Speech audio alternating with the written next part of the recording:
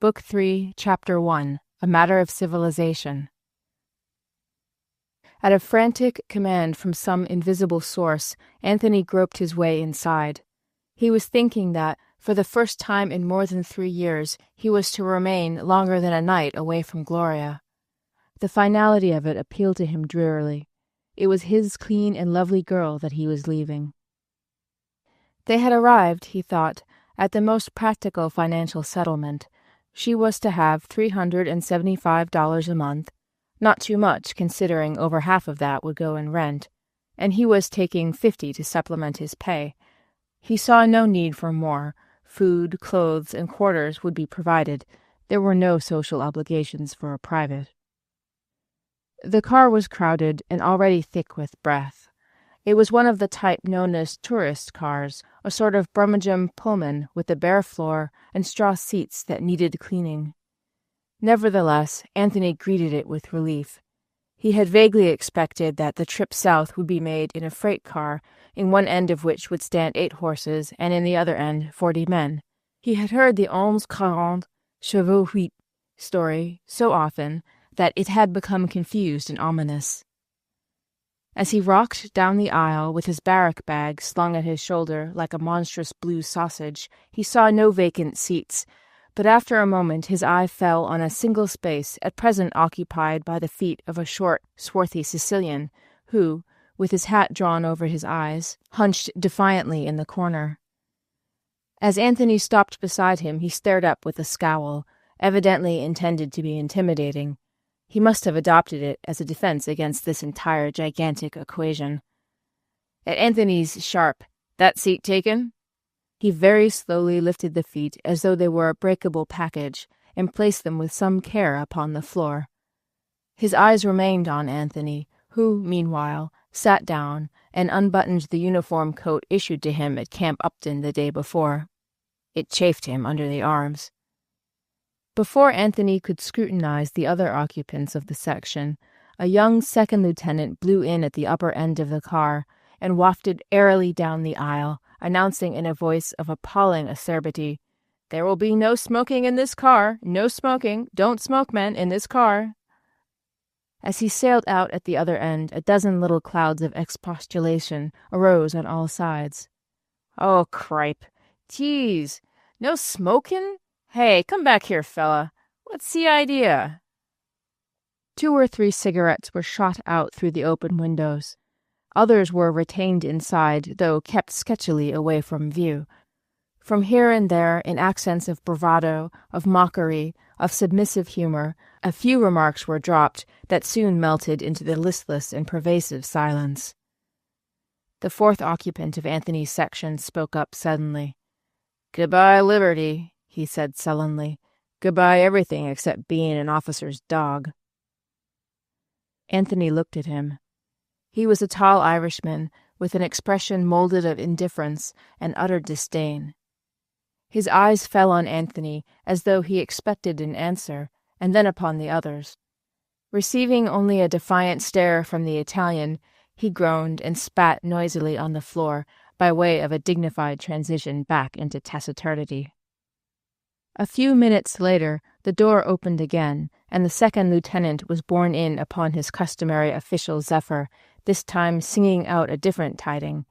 "All right, men, smoke if you want to. My mistake, men. It's all right, men. Go on and smoke. My mistake." This time Anthony had a good look at him. He was young, thin, already faded. He was like his own mustache. He was like a great piece of shiny straw. His chin receded faintly. This was offset by a magnificent and unconvincing scowl, a scowl that Anthony was to connect with the faces of many young officers during the ensuing year. Immediately everyone smoked, whether they had previously desired to or not. Anthony's cigarette contributed to the hazy oxidation which seemed to roll back and forth in opalescent clouds with every motion of the train.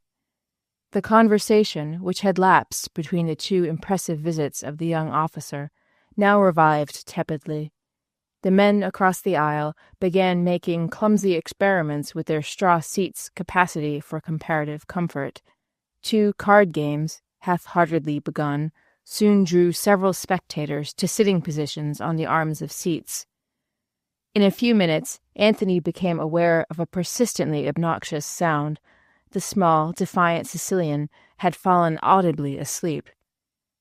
It was wearisome to contemplate that animate protoplasm, reasonable by courtesy only, shut up in a car by an incomprehensible civilization, taken somewhere to do a vague something without aim or significance or consequence. Anthony sighed, opened a newspaper which he had no recollection of buying, and began to read by the dim yellow light. 10 o'clock bumped stuffily into 11. The hours clogged and caught and slowed down. Amazingly, the train halted along the dark countryside, from time to time, indulging in short, deceitful movements backward or forward, and whistling harsh paeans into the high October night. Having read his newspaper through, editorials, cartoons, and war poems, his eye fell on a half-column headed Shakespeareville, Kansas. It seemed that the Shakespeareville Chamber of Commerce had recently held an enthusiastic debate as to whether the American soldiers should be known as Sammies or battling Christians. The thought gagged him. He dropped the newspaper, yawned, and let his mind drift off at a tangent. He wondered why Gloria had been late. It seemed so long ago already. He had a pang of elusive loneliness. He tried to imagine from what angle she would regard her new position, what place in her considerations he would continue to hold. The thought acted as a further depressant. He opened his paper and began to read again. The members of the Chamber of Commerce in Shakespeareville had decided upon Liberty Lads. For 2 days and 2 nights they rattled southward, making mysterious, inexplicable stops in what were apparently arid wastes, and then rushing through large cities with a pompous air of hurry. The whimsicalities of this train foreshadowed for Anthony the whimsicalities of all army administration. In the arid wastes they were served from the baggage car with beans and bacon that at first he was unable to eat. He dined scantily on some milk chocolate distributed by a village canteen. But on the second day, the baggage car's output began to appear surprisingly palatable. On the third morning, the rumor was passed along that within the hour they would arrive at their destination, Camp Hooker. It had become intolerably hot in the car, and the men were all in shirt sleeves. The sun came in through the windows, a tired and ancient sun, yellow as parchment and stretched out of shape in transit. It tried to enter in triumphant squares and produced only warped splotches. But it was appallingly steady, so much so that it disturbed Anthony not to be the pivot of all the inconsequential sawmills and trees and telegraph poles that were turning around him so fast. Outside, it played its heavy tremolo over olive roads and fallow cotton fields, back of which ran a ragged line of woods broken with eminences of gray rock. The foreground was dotted sparsely with wretched, ill-patched shanties, among which there would flash by, now and then, a specimen of the languid yokelry of South Carolina, or else a strolling darky with sullen and bewildered eyes. Then the woods moved off, and they rolled into a broad space like the baked top of a gigantic cake, sugared with an infinity of tents arranged in geometric figures over its surface. The train came to an uncertain stop, and the sun and the poles and the trees faded, and his universe rocked itself slowly back to its old usualness, with Anthony Patch in the center. As the men, weary and perspiring, crowded out of the car, he smelt that unforgettable aroma that impregnates all permanent camps, the odor of garbage. Camp Hooker was an astonishing and spectacular growth, suggesting a mining town in 1870, the second week. It was a thing of wooden shacks and whitish-gray tents, connected by a pattern of roads, with hard tan drill grounds fringed with trees. Here and there stood green YMCA houses, unpromising oases, with their muggy odor of wet flannels and closed telephone booths. And across from each of them there was usually a canteen, swarming with life, presided over indolently by an officer who, with the aid of a sidecar, usually managed to make his detail a pleasant and chatty sinecure. Up and down the dusty roads sped the soldiers of the Quartermaster Corps, also in sidecars. Up and down drove the generals in their government automobiles, stopping now and then to bring unalert details to attention, to frown heavily upon captains marching at the heads of companies, to set the pompous pace in that gorgeous game of showing off which was taking place triumphantly over the entire area.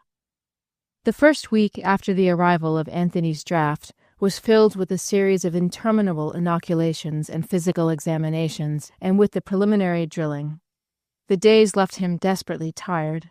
He had been issued the wrong size shoes by a popular, easygoing supply sergeant, and in consequence his feet were so swollen that the last hours of the afternoon were an acute torture. For the first time in his life, he could throw himself down on his cot between dinner and afternoon drill call, and, seeming to sink with each moment deeper into a bottomless bed, drop off immediately to sleep, while the noise and laughter around him faded to a pleasant drone of drowsy summer sound.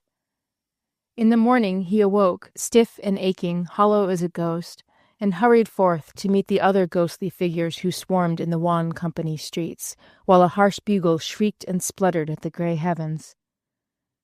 He was in a skeleton infantry company of about 100 men. After the invariable breakfast of fatty bacon, cold toast, and cereal, the entire 100 would rush for the latrines, which, however well policed, seemed always intolerable, like the lavatories in cheap hotels. Out on the field, then, in ragged order, the lame man on his left, grotesquely marring Anthony's listless efforts to keep in step, the platoon sergeants either showing off violently to impress the officers and recruits, or else quietly lurking in, close to the line of march, avoiding both labor and unnecessary visibility. When they reached the field, work began immediately. They peeled off their shirts for calisthenics. This was the only part of the day that Anthony enjoyed. Lieutenant Kretching, who presided at the antics, was sinewy and muscular, and Anthony followed his movements faithfully, with the feeling that he was doing something of positive value to himself. The other officers and sergeants walked about among the men, with the malice of schoolboys, grouping here and there around some unfortunate who lacked muscular control, giving him confused instructions and commands. When they discovered a particularly forlorn, ill-nourished specimen, they would linger the full half-hour, making cutting remarks and snickering among themselves. One little officer, named Hopkins, who had been a sergeant in the regular army, was particularly annoying. He took the war as a gift of revenge from the high gods to himself, and the constant burden of his harangues was that these rookies did not appreciate the full gravity and responsibility of the service. He considered that, by a combination of foresight and dauntless efficiency, he had raised himself to his current magnificence. He aped the particular tyrannies of every officer under whom he had served in times gone by. His frown was frozen on his brow. Before giving a private a pass to go to town, he would ponderously weigh the effect of such an absence upon the company, the army, and the welfare of the military profession the world over. Lieutenant Kretching, blond, dull, and phlegmatic, introduced Anthony ponderously to the problems of attention, right face, about face, and at ease. His principal defect was his forgetfulness. He often kept the company straining and aching at attention for 5 minutes while he stood out in front and explained a new movement. As a result, only those men in the center knew what it was all about. Those on both flanks had been too emphatically impressed with the necessity of staring straight ahead. The drill continued until noon. It consisted of stressing a succession of infinitely remote details. And though Anthony perceived that this was consistent with the logic of war, it none the less irritated him. That the same faulty blood pressure which would have been indecent in an officer did not interfere with the duties of a private was a preposterous incongruity. Sometimes, after listening to a sustained invective concerned with the dull and, on the face of it, absurd subject known as military courtesy, he suspected that the dim purpose of the war was to let the regular army officers, men with the mentality and aspirations of schoolboys, have their fling with some real slaughter. He was being grotesquely sacrificed to the 20-year patience of a Hopkins. Of his 3 tent mates, a flat-faced, conscientious objector from Tennessee, a big, scared Pole, and the disdainful Celt whom he had sat beside on the train. The two former spent the evenings in writing eternal letters home, while the Irishman sat in the tent door whistling over and over to himself half a dozen shrill and monotonous bird calls. It was rather to avoid an hour of their company than with any hope of diversion that, when the quarantine was lifted at the end of the week, he went into town. He caught one of the swarm of jitneys that overran the camp each evening, and in half an hour was set down in front of the Stonewall Hotel on the hot and drowsy Main Street. Under the gathering twilight, the town was unexpectedly attractive. The sidewalks were peopled by vividly overdressed, overpainted girls who chattered volubly in low, lazy voices, by dozens of taxi drivers who assailed passing officers with "Take you anywhere, Lieutenant," and by an intermittent procession of ragged, shuffling, subservient Negroes. Anthony, loitering along through the warm dusk, felt for the first time in years the slow, erotic breath of the South, imminent in the hot softness of the air, in the pervasive lull of thought and time. He had gone about a block when he was arrested suddenly by a harsh command at his elbow. "Haven't you been taught to salute officers?" He looked dumbly at the man who addressed him, a stout, black-haired captain, who fixed him menacingly with brown pop-eyes. "Come to attention!" The words were literally thundered. A few pedestrians nearby stopped and stared. A soft-eyed girl in a lilac dress tittered to her companion.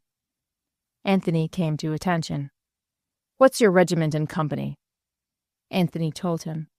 "After this, when you pass an officer in the street, you straighten up and salute." "All right. Say, 'Yes, sir.'" "Yes, sir." The stout officer grunted, turned sharply, and marched down the street. After a moment Anthony moved on. The town was no longer indolent and exotic. The magic was suddenly gone out of the dusk. His eyes were turned precipitately inward upon the indignity of his position. He hated that officer, every officer. Life was unendurable.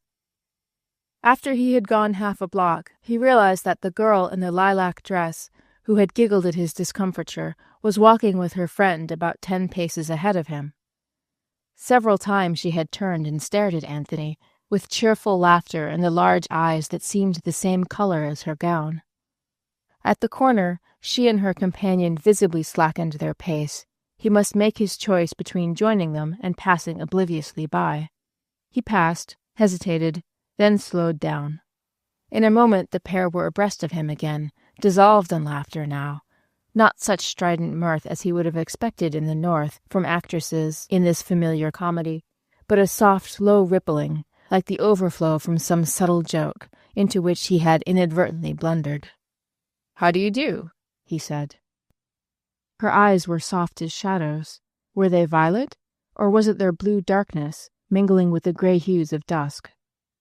"Pleasant evening," ventured Anthony uncertainly. "Sure is," said the second girl. "Hasn't been a very pleasant evening for you," sighed the girl in lilac. Her voice seemed as much a part of the night as the drowsy breeze stirring the wide brim of her hat. "He had to have a chance to show off," said Anthony with a scornful laugh. "Reckon so," she agreed. They turned the corner and moved lackadaisically up a side street, as if following a drifting cable to which they were attached. In this town it seemed entirely natural to turn corners like that. It seemed natural to be bound nowhere in particular, to be thinking nothing. The side street was dark, a sudden offshoot into a district of wild rose hedges and little quiet houses set far back from the street. "Where are you going?" he inquired politely. "Just going." The answer was an apology, a question, an explanation. "Can I stroll along with you?" "Reckon so." It was an advantage that her accent was different. He could not have determined the social status of a Southerner from her talk. In New York, a girl of a lower class would have been raucous, unendurable, except through the rosy spectacles of intoxication. Dark was creeping down, talking little, Anthony in careless, casual questions, the other two with provincial economy of phrase and burden. They sauntered past another corner and another. In the middle of a block, they stopped beneath a lamp-post. "I live near here," explained the other girl. I live round the block, said the girl in lilac. Can I see you home? To the corner, if you want to. The other girl took a few steps backward. Anthony removed his hat. You're supposed to salute, said the girl in lilac, with a laugh. All the soldiers salute. I'll learn, he responded soberly. The other girl said, Well, hesitated, then added, Call me up tomorrow, Dot, and retreated from the yellow circle of the street lamp. Then, in silence, Anthony and the girl in lilac walked the 3 blocks to the small, rickety house which was her home. Outside the wooden gate, she hesitated. Well, thanks. Must you go in so soon? I ought to. Can't you stroll around a little longer? She regarded him dispassionately. I don't even know you. Anthony laughed. It's not too late. I reckon I better go in. I thought we might walk down and see a movie. I'd like to. Then I could bring you home. I'd have just enough time. I've got to be in camp by 11. It was so dark that he could scarcely see her now. She was a dress swayed infinitesimally by the wind, 2 limpid, reckless eyes.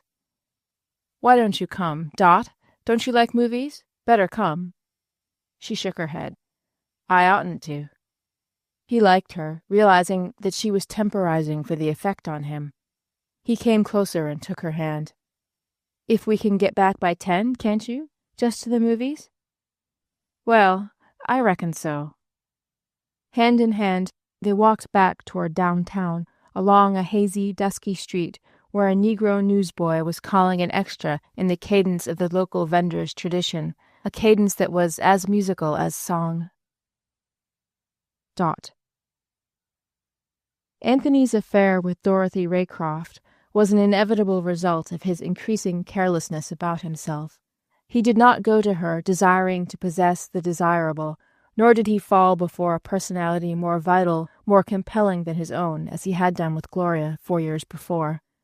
He merely slid into the matter through his inability to make definite judgments. He could say no, neither to man nor woman. Borrower and temptress alike found him tender-minded and pliable.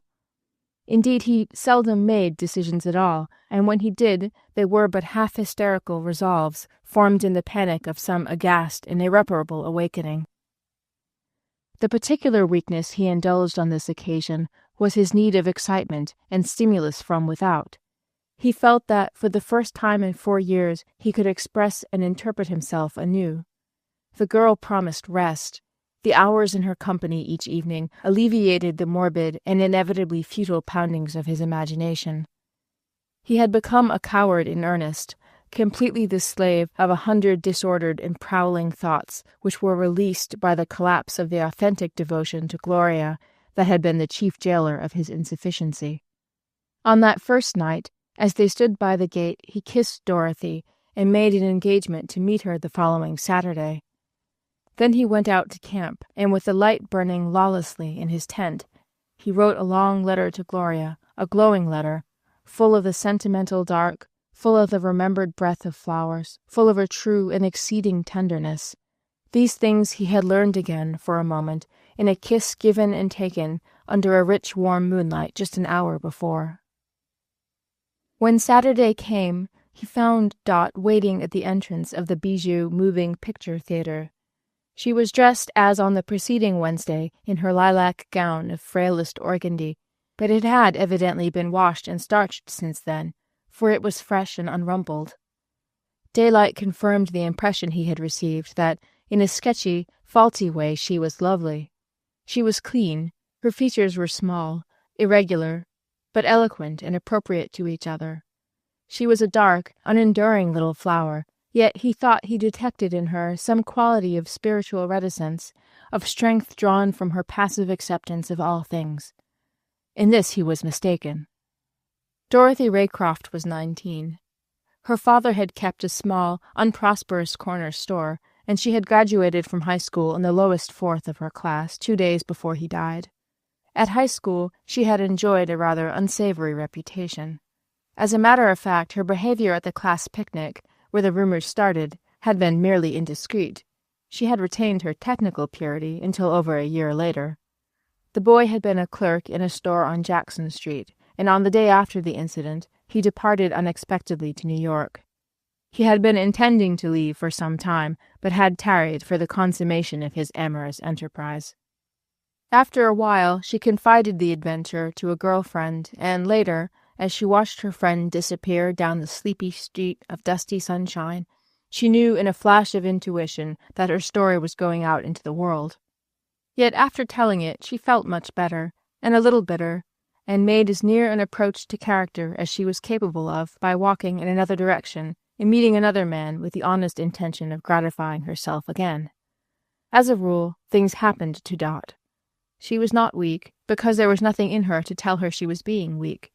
She was not strong, because she never knew that some of the things she did were brave. She neither defied, nor conformed, nor compromised.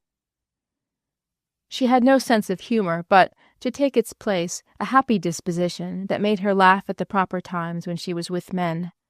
She had no definite intentions. Sometimes she regretted vaguely that her reputation precluded what chance she had ever had for security. There had been no open discovery. Her mother was interested only in starting her off on time, each morning, for the jewelry store, where she earned $14 a week.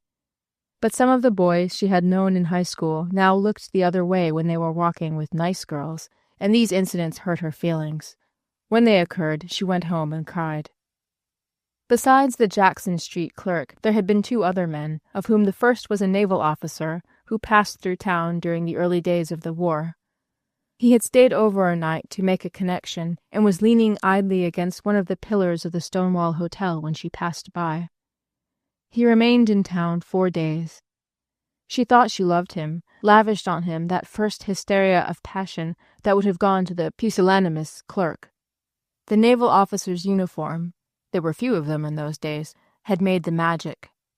He left with vague promises on his lips, and, once on the train, rejoiced that he had not told her his real name. Her resultant depression had thrown her into the arms of Cyrus Fielding, the son of a local clothier, who had hailed her from his roadster one day as she passed along the sidewalk. She had always known him by name. Had she been born into a higher stratum, he would have known her before. She had descended a little lower, so he met her after all. After a month, he had gone away to training camp, a little afraid of the intimacy, a little relieved in perceiving that she had not cared deeply for him, and that she was not the sort who would ever make trouble. Dot romanticized this affair, and conceded to her vanity that the war had taken these men away from her. She told herself that she could have married the naval officer. Nevertheless, it worried her that, within 8 months, there had been 3 men in her life. She thought, with more fear than wonder in her heart, that she would soon be like those bad girls on Jackson Street, at whom she and her gum-chewing, giggling friends had stared with fascination 3 years before. For a while, she attempted to be more careful. She let men pick her up, she let them kiss her, and even allowed certain other liberties to be forced upon her, but she did not add to her trio. After several months, the strength of her resolution, or rather the poignant expediency of her fears, was worn away. She grew restless drowsing there out of life and time, while the summer months faded. The soldiers she met were either obviously below her, or, less obviously, above her, in which case they desired only to use her. They were Yankees, harsh and ungracious. They swarmed in large crowds. And then she met Anthony. On that first evening, he had been little more than a pleasantly unhappy face, a voice, the means with which to pass an hour. But when she kept her engagement with him on Saturday, she regarded him with consideration. She liked him. Unknowingly, she saw her own tragedies mirrored in his face. Again they went to the movies. Again they wandered along the shadowy, scented streets, hand in hand this time, speaking a little in hushed voices. They passed through the gate, up toward the little porch. "I can stay a while, can't I?" "Shh," she whispered. "We've got to be very quiet. Mother sits up reading snappy stories." In confirmation, he heard the faint crackling inside as a page was turned. The open shutter slits emitted horizontal rods of light that fell in thin parallels across Dorothy's skirt. The street was silent save for a group on the steps of a house across the way who, from time to time, raised their voices in a soft, bantering song. When you wake, you shall have all the pretty little houses. Then, as though it had been waiting on a nearby roof for their arrival, the moon came slanting suddenly through the vines and turned the girl's face to the color of white roses. Anthony had a start of memory, so vivid that before his closed eyes there formed a picture, distinct as a flashback on a screen, a spring night of thaw set out of time in a half-forgotten winter 5 years before, another face, radiant, flower-like, upturned to lights as transforming as the stars. Ah, la belle dame sans merci, who lived in his heart, made known to him in transitory, fading splendor by dark eyes in the Ritz-Carlton, by a shadowy glance from a passing carriage in the Bois de Boulogne. But those nights were only part of a song, a remembered glory. Here again were the faint winds, the illusions, the eternal present with its promise of romance. "Oh," she whispered, "do you love me? Do you love me?" The spell was broken. The drifted fragments of the stars became only light. The singing down the street diminished to a monotone, to the whimper of locusts in the grass. With almost a sigh, he kissed her fervent mouth, while her arms crept up about his shoulders.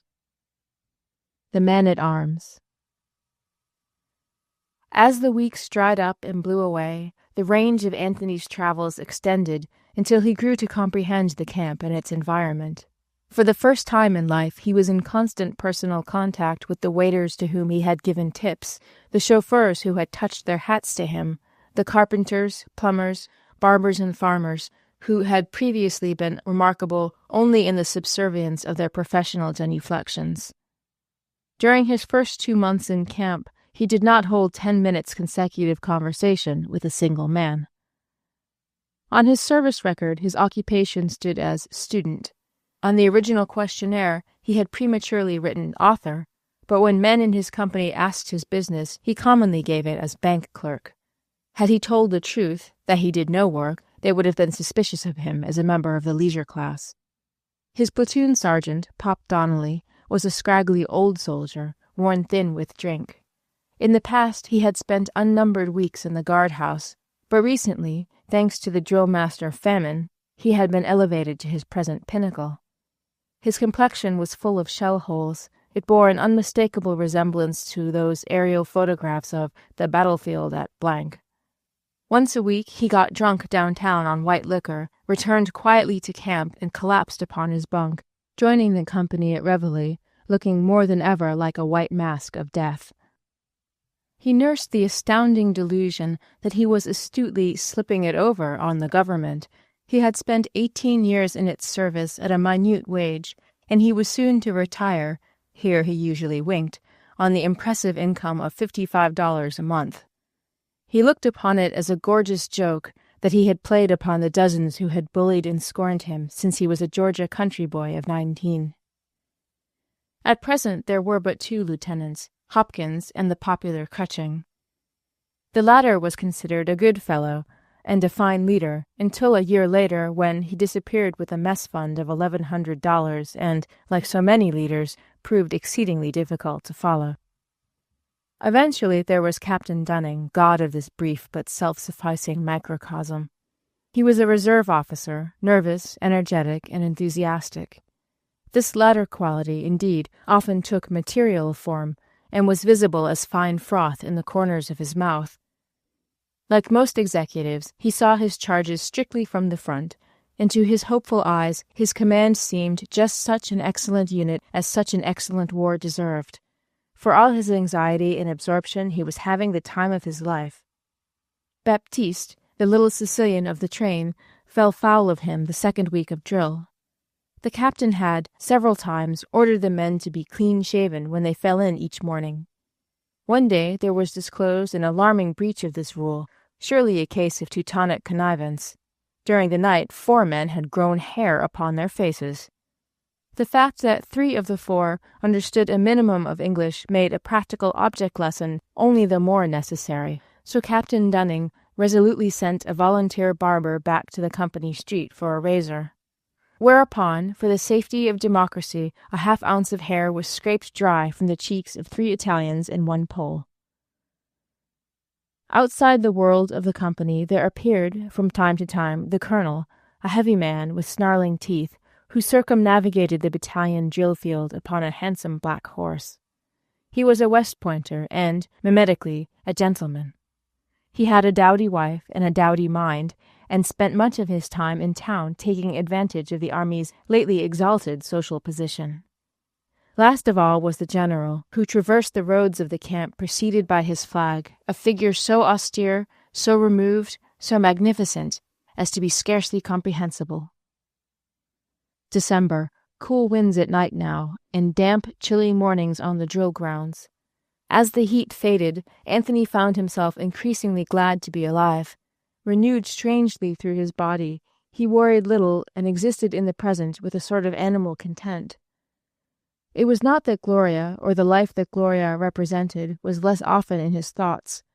It was simply that she became, day by day, less real, less vivid. For a week they had corresponded passionately, almost hysterically. Then, by an unwritten agreement, they had ceased to write more than twice, and then once a week. She was bored, she said. If his brigade was to be there a long time, she was coming down to join him.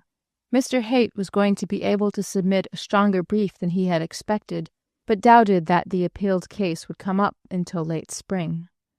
Muriel was in the city doing Red Cross work, and they went out together rather often. What would Anthony think if she went into the Red Cross?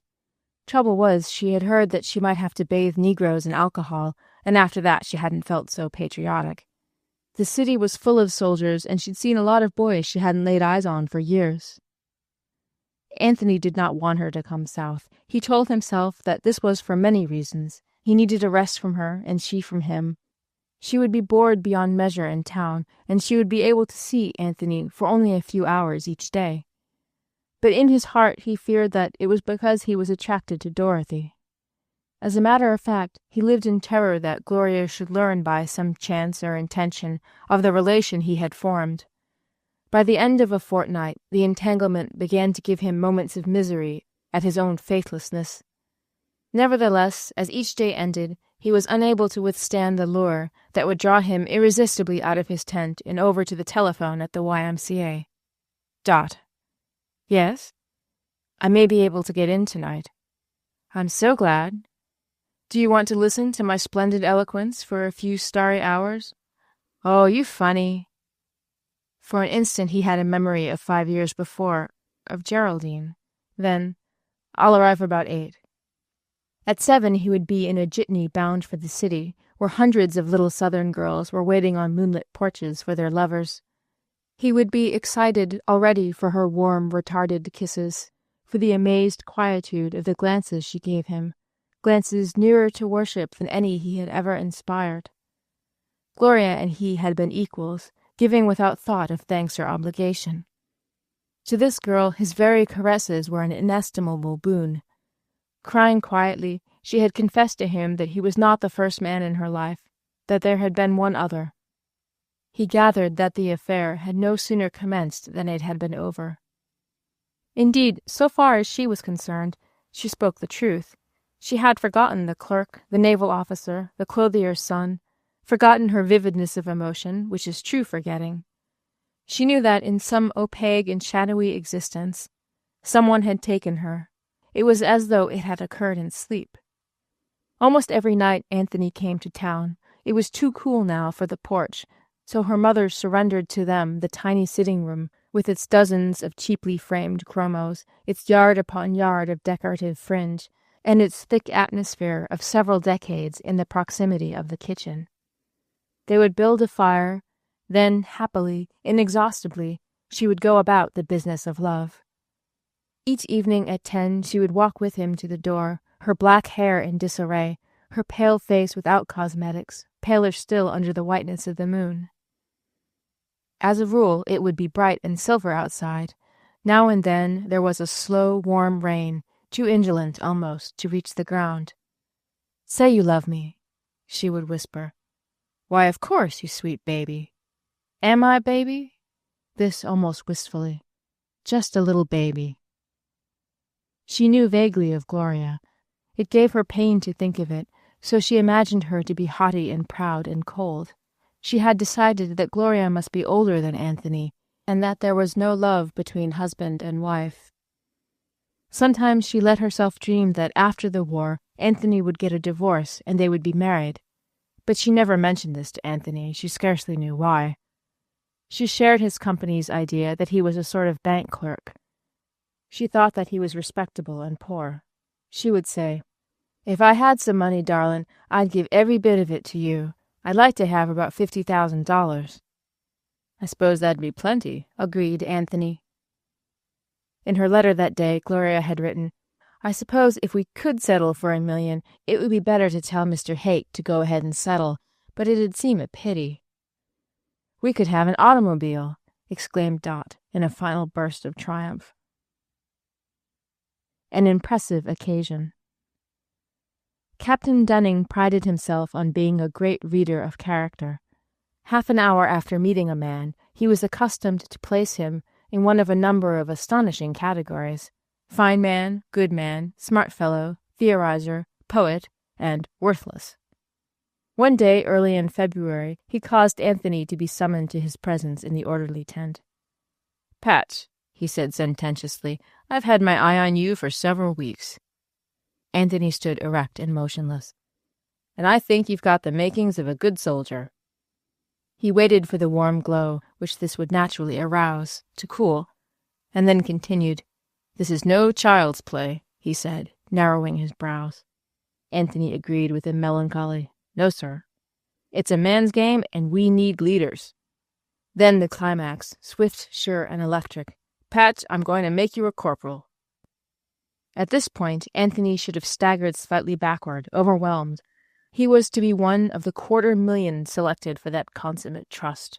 He was going to be able to shout the technical phrase, "Follow me," to 7 other frightened men. "You seem to be a man of some education," said Captain Dunning. "Yes, sir." "That's good, that's good. Education's a great thing, but don't let it go to your head. Keep on the way you're going, and you'll be a good soldier."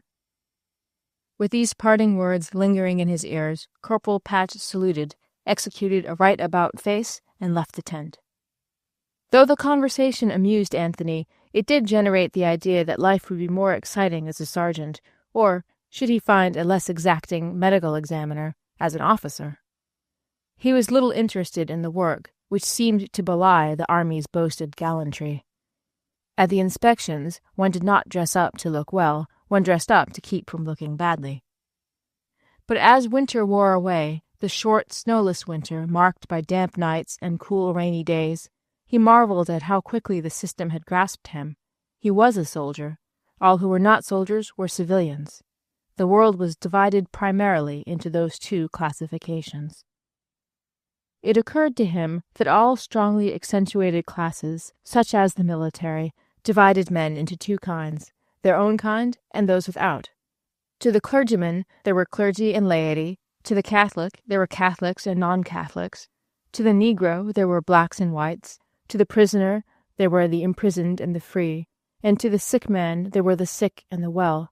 So, without thinking of it, once in his lifetime he had been a civilian, a layman, a non-Catholic, a Gentile, white, free, and well. As the American troops were poured into the French and British trenches, he began to find the names of many Harvard men among the casualties recorded in the Army and Navy Journal. But for all the sweat and blood, the situation appeared unchanged, and he saw no prospect of the war's ending in the perceptible future. In the old chronicles, the right wing of one army always defeated the left wing of the other, the left wing being, meanwhile, vanquished by the enemy's right. After that, the mercenaries fled. It had been so simple in those days, almost as if prearranged. Gloria wrote that she was reading a great deal. What a mess they had made of their affairs, she said. She had so little to do now that she spent her time imagining how differently things might have turned out. Her whole environment appeared insecure, and a few years back she had seemed to hold all the strings in her own little hand.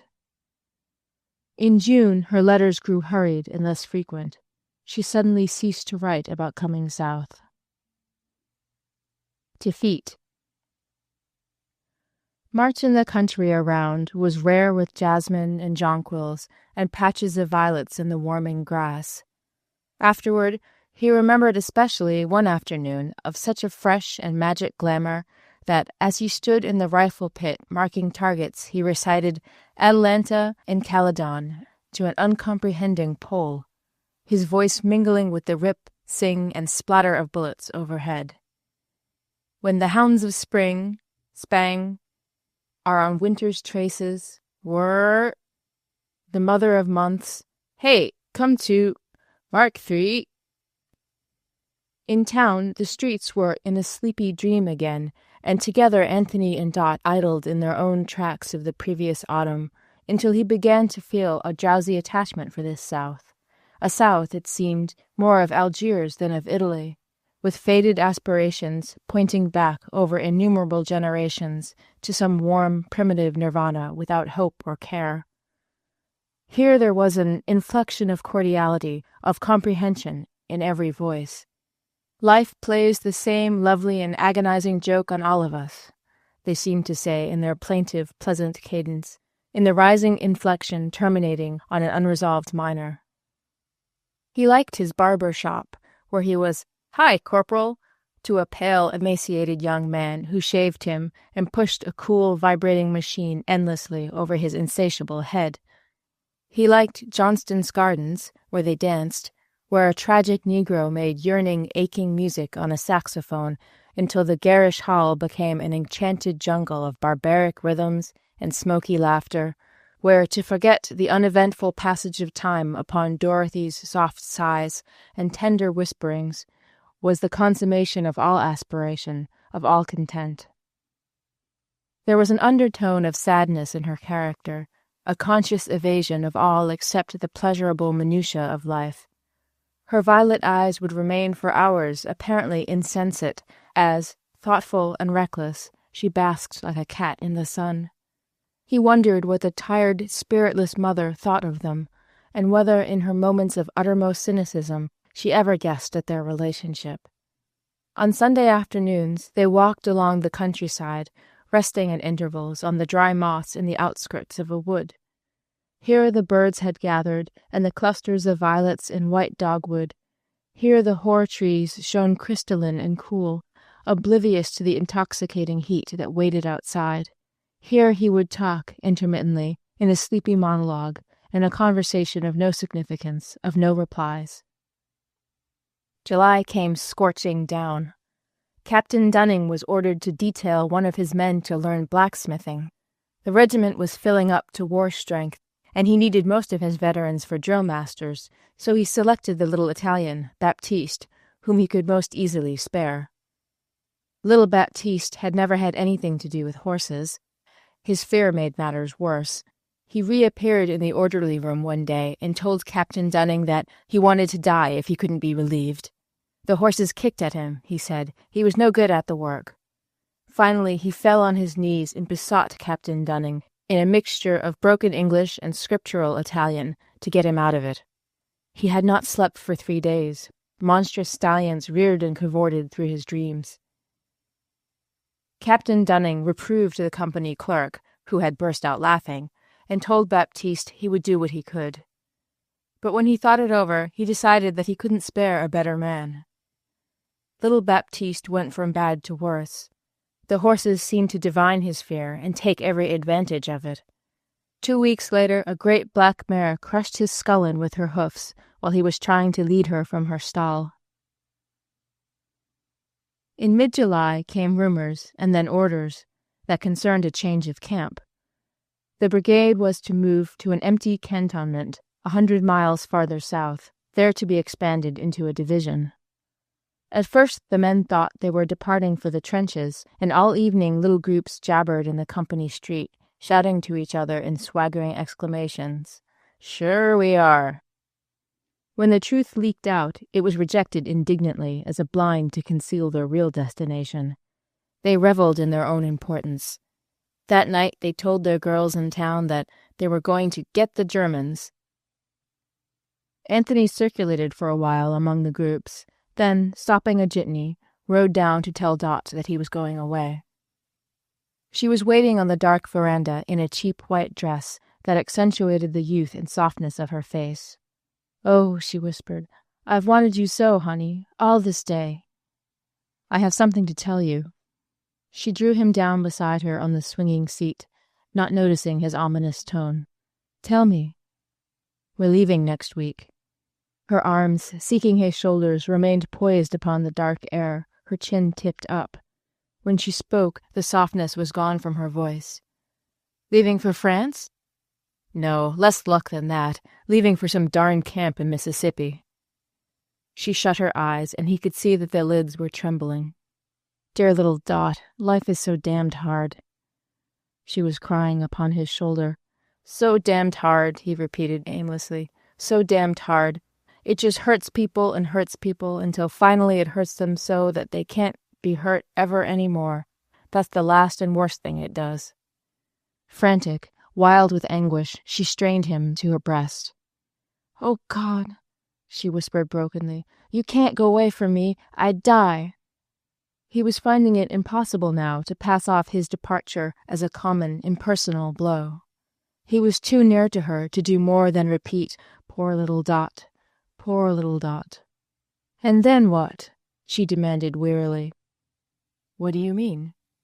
You're my whole life, that's all. I'd die for you right now if you said so. I'd get a knife and kill myself.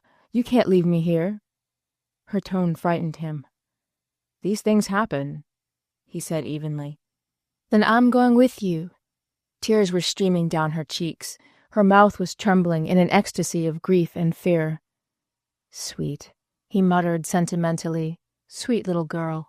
Don't you see we'd just be putting off what's bound to happen? I'll be going to France in a few months. She leaned away from him and, clenching her fists, lifted her face toward the sky. I want to die, she said, as if molding each word carefully in her heart.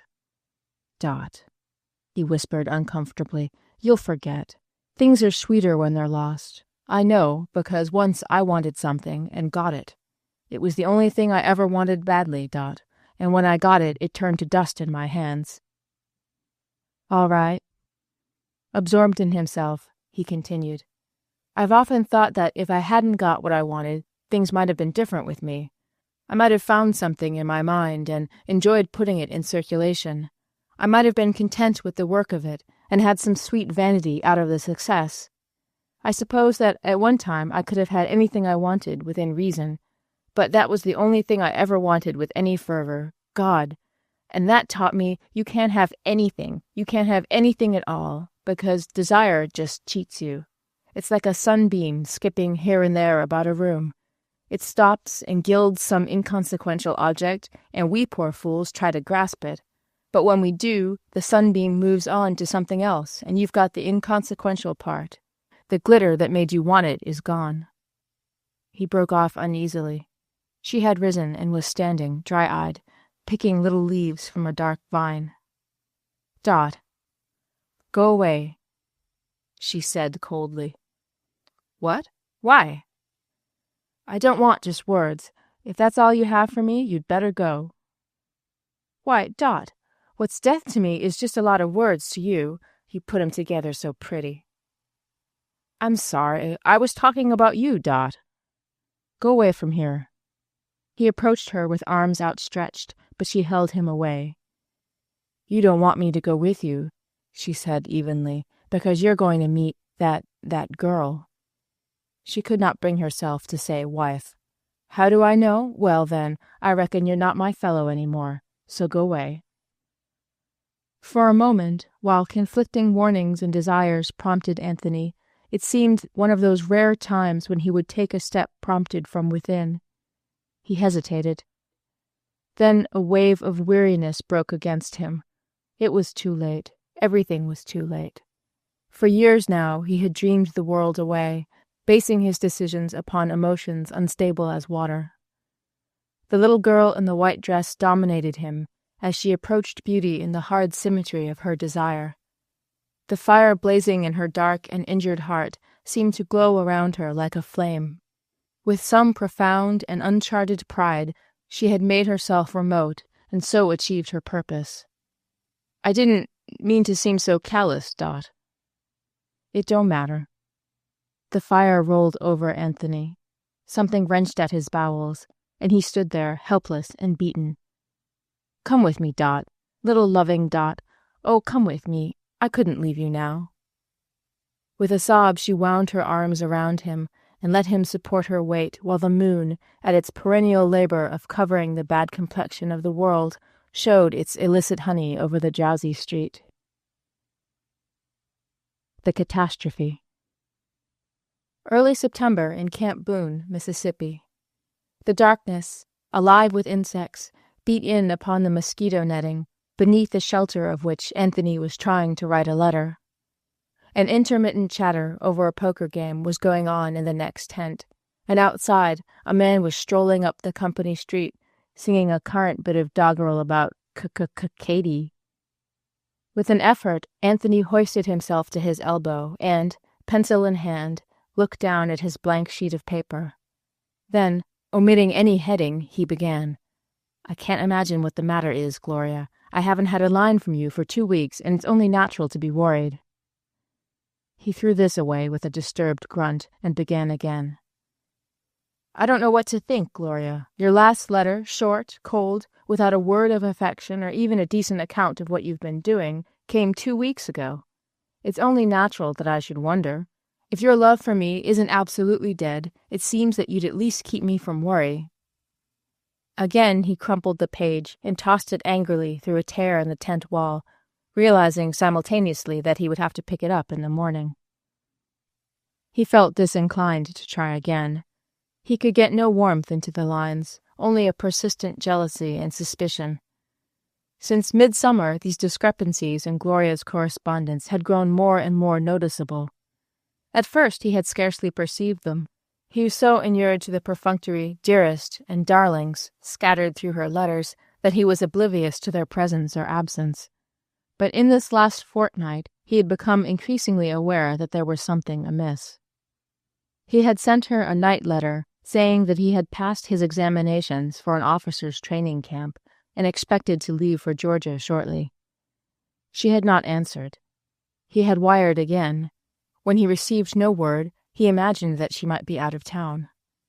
But it occurred and recurred to him that she was not out of town, and a series of distraught imaginings began to plague him. Supposing Gloria, bored and restless, had found someone, even as he had. The thought terrified him with its possibility. It was chiefly because he had been so sure of her personal integrity that he had considered her so sparingly during the year. And now, as a doubt was born, the old angers, the rages of possession, swarmed back 1,000-fold. What more natural than that she should be in love again? He remembered the Gloria who promised that, should she ever want anything, she would take it, insisting that, since she would act entirely for her own satisfaction, she could go through such an affair unsmirched. It was only the effect on a person's mind that counted, anyhow, she said, and her reaction would be the masculine one, of satiation and faint dislike. But that had been when they were first married. Later, with the discovery that she could be jealous of Anthony, she had, outwardly at least, changed her mind. There were no other men in the world for her. This he had known only too early. Perceiving that a certain fastidiousness would restrain her, he had grown lax in preserving the completeness of her love, which, after all, was the keystone of the entire structure. Meanwhile, all through the summer he had been maintaining Dot in a boarding house downtown. To do this, it had been necessary to write to his broker for money. Dot had covered her journey south by leaving her house a day before the brigade broke camp, informing her mother in a note that she had gone to New York. On the evening following, Anthony had called as though to see her. Mrs. Raycroft was in a state of collapse, and there was a policeman in the parlor. A questionnaire had ensued, from which Anthony had extricated himself with some difficulty. In September, with his suspicions of Gloria, the company of Dot had become tedious, then almost intolerable. He was nervous and irritable from lack of sleep. His heart was sick and afraid.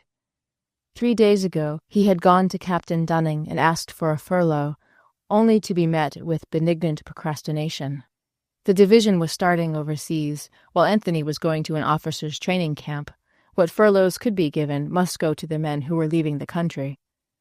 Upon this refusal, Anthony had started to the telegraph office, intending to wire Gloria to come south.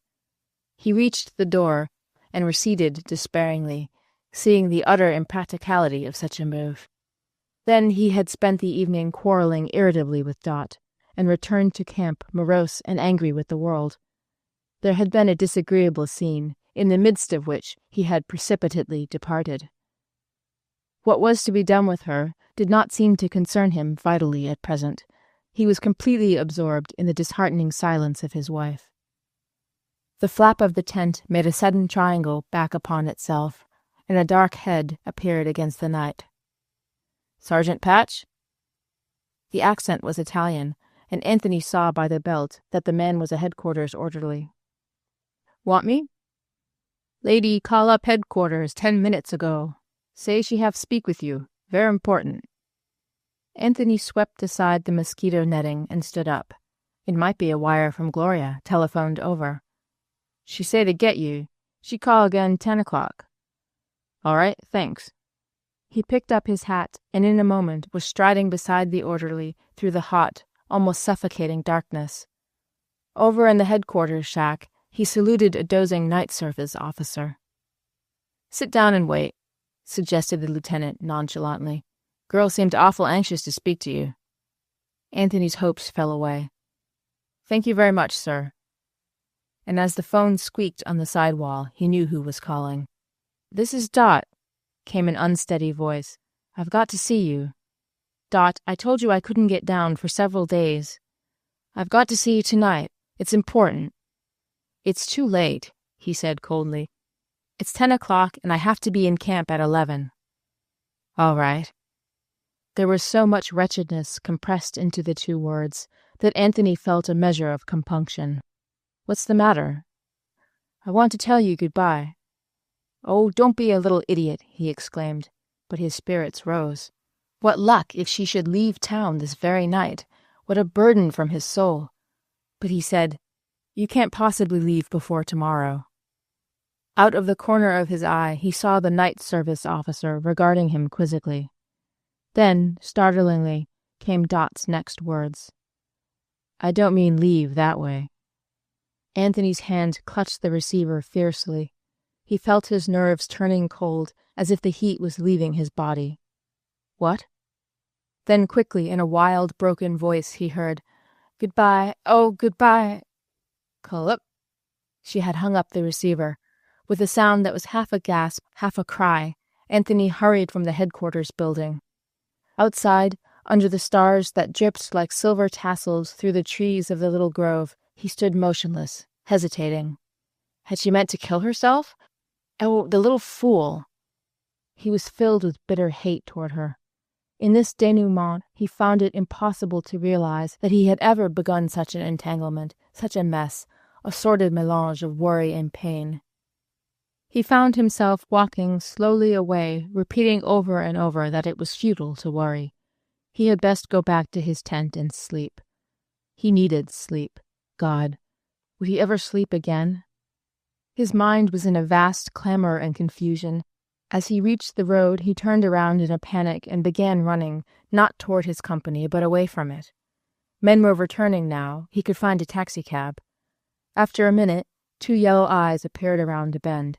Desperately, he ran toward them. "Jitney! Jitney!" It was an empty Ford. "I want to go to town." "Cost you $1." "All right, if you'll just hurry." After an interminable time, he ran up the steps of a dark, ramshackle little house and through the door, almost knocking over an immense negress who was walking, candle in hand, along the hall. "Where's my wife?" he cried wildly. "She gone to bed."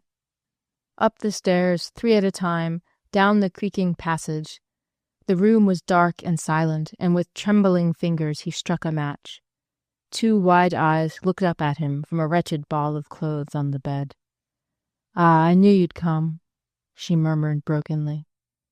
Anthony grew cold with anger. "So it was just a plan to get me down here, get me in trouble," he said. "God damn it, you've shouted wolf once too often." She regarded him pitifully. "I had to see you. I couldn't have lived. Oh, I had to see you." He sat down on the side of the bed and slowly shook his head. "You're no good," he said decisively, talking unconsciously, as Gloria might have talked to him. "This sort of thing isn't fair to me, you know." "Come closer." Whatever he might say, Dot was happy now. He cared for her.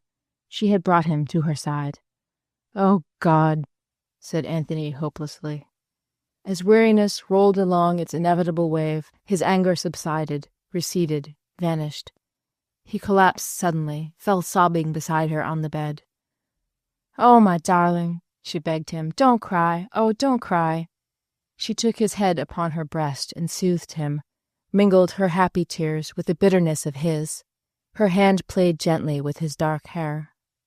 "I'm such a little fool," she murmured brokenly, "but I love you, and when you're cold to me, it seems as if it isn't worthwhile to go on living." After all, this was peace, the quiet room with the mingled scent of women's powder and perfume, Dot's hand soft as a warm wind upon his hair, the rise and fall of her bosom as she took breath. For a moment it was as though it were Gloria there, as though he were at rest in some sweeter and safer home than he had ever known. An hour passed. A clock began to chime in the hall. He jumped to his feet and looked at the phosphorescent hands of his wristwatch. It was 12 o'clock. He had trouble in finding a taxi that would take him out at that hour. As he urged the driver faster along the road, he speculated on the best method of entering camp. He had been late several times recently, and he knew that, were he caught again, his name would probably be stricken from the list of officer candidates.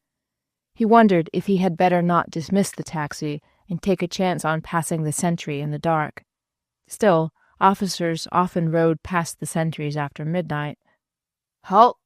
The monosyllable came from the yellow glare that the headlights dropped upon the changing road. The taxi driver threw out his clutch, and a sentry walked up, carrying his rifle at the port. With him, by an ill chance, was an officer of the guard. "Out late, Sergeant?" "Yes, sir. Got delayed." "Too bad. Have to take your name." As the officer waited, notebook and pencil in hand, something not fully intended crowded to Anthony's lips, something born of panic, of muddle, of despair. "Sergeant R.A. Foley," he answered breathlessly. "And the outfit?" "Company Q, 83rd Infantry." "All right. You'll have to walk from here, Sergeant." Anthony saluted, quickly paid his taxi driver, and set off for a run toward the regiment he had named. When he was out of sight, he changed his course, and with his heart beating wildly, hurried to his company, feeling that he had made a fatal error of judgment. 2 days later, the officer who had been in command of the guard recognized him in a barber shop downtown. In charge of a military policeman, he was taken back to the camp, where he was reduced to the ranks without trial and confined for a month to the limits of his company street. With this blow, a spell of utter depression overtook him, and within a week he was again caught downtown, wandering around in a drunken daze, with a pint of bootleg whiskey in his hip pocket. It was because of a sort of craziness in his behavior at the trial that his sentence to the guardhouse was for only 3 weeks. Nightmare. Early in his confinement, the conviction took root in him that he was going mad. It was as though there were a quantity of dark yet vivid personalities in his mind, some of them familiar, some of them strange and terrible, held in check by a little monitor who sat aloft somewhere and looked on. The thing that worried him was that the monitor was sick and holding out with difficulty. Should he give up, should he falter for a moment, out would rush these intolerable things. Only Anthony could know what a state of blackness there would be if the worst of him could roam his consciousness unchecked. The heat of the day had changed somehow, until it was a burnished darkness crushing down upon a devastated land.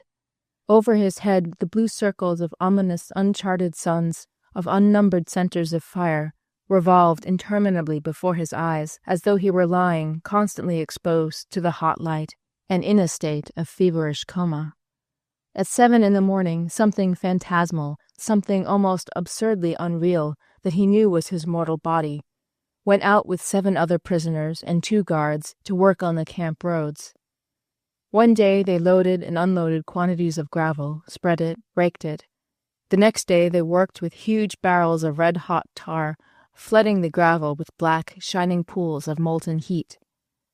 At night, locked up in the guardhouse, he would lie without thought, without courage to compass thought, staring at the irregular beams of the ceiling overhead until about 3 o'clock, when he would slip into a broken, troubled sleep.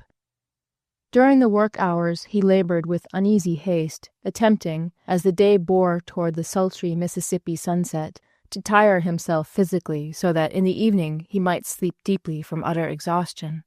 Then one afternoon, the second week, he had a feeling that 2 eyes were watching him from a place a few feet beyond one of the guards. This aroused him to a sort of terror. He turned his back on the eyes and shoveled feverishly until it became necessary for him to face about and go for more gravel. Then they entered his vision again, and his already taut nerves tightened up to the breaking point. The eyes were leering at him. Out of a hot silence he heard his name called in a tragic voice, and the earth tipped absurdly back and forth to a babble of shouting and confusion. When next he became conscious, he was back in the guardhouse, and the other prisoners were throwing him curious glances. The eyes returned no more. It was many days before he realized, the voice must have been Dot's, that she had called out to him and made some sort of disturbance. He decided this just previous to the expiration of his sentence, when the cloud that oppressed him had lifted, leaving him in a deep, dispirited lethargy. As the conscious mediator, the monitor who kept that fearsome melange of horror, grew stronger, Anthony became physically weaker. He was scarcely able to get through the 2 days of toil, and when he was released one rainy afternoon, and returned to his company, he reached his tent only to fall into a heavy doze, from which he awoke before dawn, aching and unrefreshed.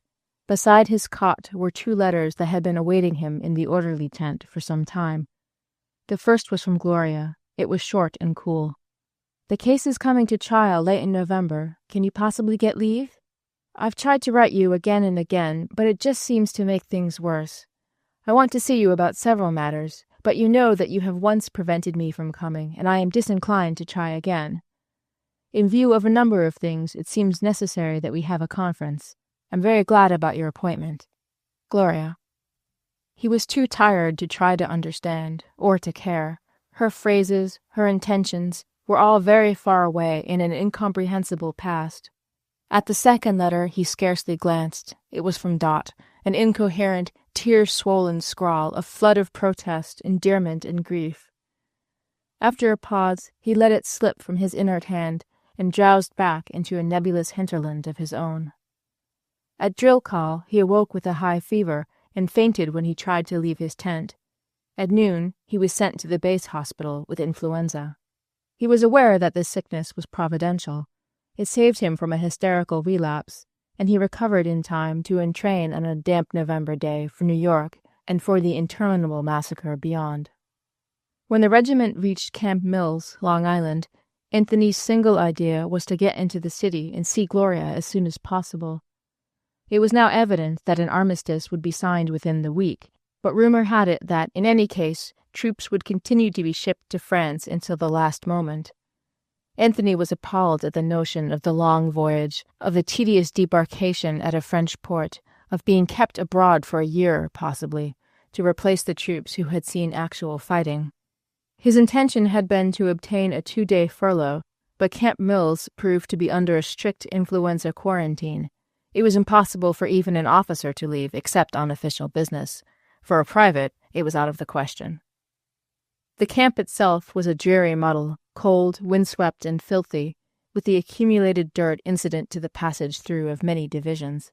Their train came in at 7 one night, and they waited in line until 1, while a military tangle was straightened out somewhere ahead. Officers ran up and down ceaselessly, calling orders and making a great uproar. It turned out that the trouble was due to the colonel, who was in a righteous temper because he was a West Pointer, and the war was going to stop before he could get overseas. Had the militant governments realized the number of broken hearts among the older West Pointers during that week, they would indubitably have prolonged the slaughter another month. The thing was pitiable. Gazing out at the bleak expanse of tents, extending for miles over a trodden welter of slush and snow, Anthony saw the impracticality of trudging to a telephone that night. He would call her at the first opportunity in the morning. Aroused in the chill and bitter dawn, He stood at reveille and listened to a passionate harangue from Captain Dunning. "You men may think the war is over. Well, let me tell you it isn't. Those fellows aren't going to go sign the armistice. It's another trick, and we'd be crazy to let anything slacken up here in the company because, let me tell you, we're going to sail from here within a week, and when we do, we're going to see some real fighting." He paused that they might get the full effect of his pronouncement. And then, "If you think the war's over, just talk to anyone who's been in it and see if they think the Germans are all in. They don't. Nobody does. I've talked to the people that know, and they say there'll be, anyways, a year longer of war. They don't think it's over. So you men better not get any foolish ideas that it is." Doubly stressing this final admonition, he ordered the company dismissed. At noon, Anthony set off at a run for the nearest canteen telephone. As he approached what corresponded to the downtown of the camp, he noticed that many other soldiers were running also, that a man near him had suddenly leaped into the air and clicked his heels together. The tendency to run became general, and from little excited groups here and there came the sounds of cheering. He stopped and listened. Over the cold country, whistles were blowing, and the chimes of the Garden City churches broke suddenly into reverberatory sound. Anthony began to run again. The cries were clear and distinct now as they rose with clouds of frosted breath into the chilly air. "Germany's surrendered! Germany's surrendered!" The false armistice. That evening, in the opaque gloom of 6 o'clock, Anthony slipped between two freight cars, and once over the railroad, followed the track along to Garden City, where he caught an electric train for New York. He stood some chance of apprehension. He knew that the military police were often sent through the cars to ask for passes, but he imagined that tonight the vigilance would be relaxed. But in any event, he would have tried to slip through, for he had been unable to locate Gloria by telephone, and another day of suspense would have been intolerable. After inexplicable stops and waits that reminded him of the night he had left New York over a year before, they drew into the Pennsylvania station, and he followed the familiar way to the taxi stand, finding it grotesque and oddly stimulating to give his own address. Broadway was a riot of light, thronged as he had never seen it with a carnival crowd, which swept its glittering way through scraps of paper piled ankle-deep on the sidewalks. Here and there, elevated upon benches and boxes, soldiers addressed the heedless mass, each face in which was clear-cut and distinct under the white glare overhead. Anthony picked out 6 figures. A drunken sailor, tipped backward and supported by 2 other gobs, was waving his hat and emitting a wild series of roars. A wounded soldier, crutch in hand, was borne along in an eddy of shoulders of some shrieking civilians. A dark-haired girl sat cross-legged and meditative on top of a parked taxicab. Here, surely, the victory had come in time. The climax had been scheduled with the uttermost celestial foresight. The great, rich nation had made triumphant war, suffered enough for poignancy, but not enough for bitterness. Hence the carnival, the feasting, the triumph. Under these bright lights glittered the faces of peoples whose glory had long since passed away, whose very civilizations were dead. Men whose ancestors had heard the news of victory in Babylon, in Nineveh, in Baghdad, in Tyre, 100 generations before. Men whose ancestors had seen a flower-decked, slave-adorned cortege drift with its wake of captives down the avenues of imperial Rome. Past the Rialto, the glittering front of the Astor, the jeweled magnificence of Times Square, a gorgeous alley of incandescence ahead. Then, was it years later? He was paying the taxi driver in front of a white building on 57th Street. He was in the hall. There was the Negro boy from Martinique. Lazy, indolent, unchanged. "Is Mrs. Patch in?" "I have just come on, sir," the man announced with his incongruous British accent. "Take me up." Then the slow drone of the elevator, the 3 steps to the door which swung open at the impetus of his knock. "Gloria?" His voice was trembling. No answer. A faint string of smoke was rising from a cigarette tray. A number of Vanity Fair sat astraddle on the table. "Gloria!" He ran into the bathroom, the bath. She was not there.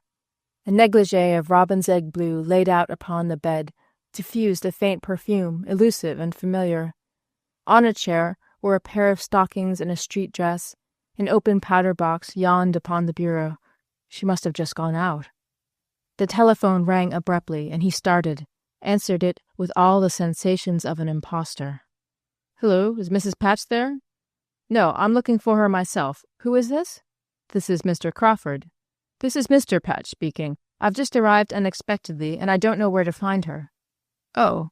Mr. Crawford sounded a bit taken aback. "Why, I imagine she's at the Armistice Ball. I know she intended going, but I didn't think she'd leave so early." "Where's the Armistice Ball?" "At the Astor." "Thanks." Anthony hung up sharply and rose. Who was Mr. Crawford? And who was it that was taking her to the ball? How long had this been going on? All these questions asked and answered themselves a dozen times, a dozen ways. His very proximity to her drove him half frantic. In a frenzy of suspicion, he rushed here and there about the apartment, hunting for some sign of masculine occupation, opening the bathroom cupboard, searching feverishly through the bureau drawers. Then he found something that made him stop suddenly and sit down on one of the twin beds, the corners of his mouth drooping as though he were about to weep. There, in the corner of her drawer, tied with a frail blue ribbon, were all the letters and telegrams he had written to her during the year past. He was suffused with happy and sentimental shame. "I'm not fit to touch her," he cried aloud to the four walls. "I'm not fit to touch her little hand." Nevertheless, he went out to look for her. In the Astor lobby, he was engulfed immediately in a crowd so thick as to make progress almost impossible. He asked the direction of the ballroom from half a dozen people before he could get a sober and intelligible answer. Eventually, after a last long wait, he checked his military overcoat in the hall. It was only 9, but the dance was in full blast. The panorama was incredible. Women everywhere. Girls, gay with wine, singing shrilly above the clamor of the dazzling, confetti-covered throng. Girls set off by the uniforms of a dozen nations. Fat females collapsing without dignity upon the floor and retaining self-respect by shouting, "Hurrah for the Allies!" 3 women with white hair dancing hand in hand around a sailor who revolved in a dizzying spin upon the floor, clasping to his heart an empty bottle of champagne. Breathlessly, Anthony scanned the dancers, scanned the muddled lines trailing in single file in and out among the tables, scanned the horn-blowing, kissing, coughing, laughing, drinking parties under the great full-bosomed flags which leaned in glowing color over the pageantry and the sound. Then he saw Gloria. She was sitting at a table for 2 directly across the room. Her dress was black, and above it her animated face, tinted with the most glamorous rose, made, he thought, a spot of poignant beauty on the room. His heart leaped as though to a new music. He jostled his way toward her and called her name just as the gray eyes looked up and found him. For that instant, as their bodies met and melted, the world, the revel, the tumbling whimper of the music faded to an ecstatic monotone, hushed as a song of bees. "Oh, my Gloria!" he cried. Her kiss was a cool rill flowing from her heart. Chapter 2. A Matter of Aesthetics. On the night when Anthony had left for Camp Hooker 1 year before, all that was left of the beautiful Gloria Gilbert, her shell, her young and lovely body, moved up the broad marble steps of the Grand Central Station, with the rhythm of the engine beating in her ears like a dream, and out onto Vanderbilt Avenue, where the huge bulk of the Biltmore overhung the street and, down at its low, gleaming entrance, sucked in the many-colored opera cloaks of gorgeously dressed girls. For a moment she paused by the taxi stand and watched them, wondering that but a few years before she had been of their number, ever setting out for a radiance somewhere, always just about to have that ultimate passionate adventure for which the girls' cloaks were delicate and beautifully furred, for which their cheeks were painted and their hearts higher than the transitory dome of pleasure that would engulf them, coiffure, cloak, and all. It was growing colder, and the men passing had flipped up the collars of their overcoats. This change was kind to her.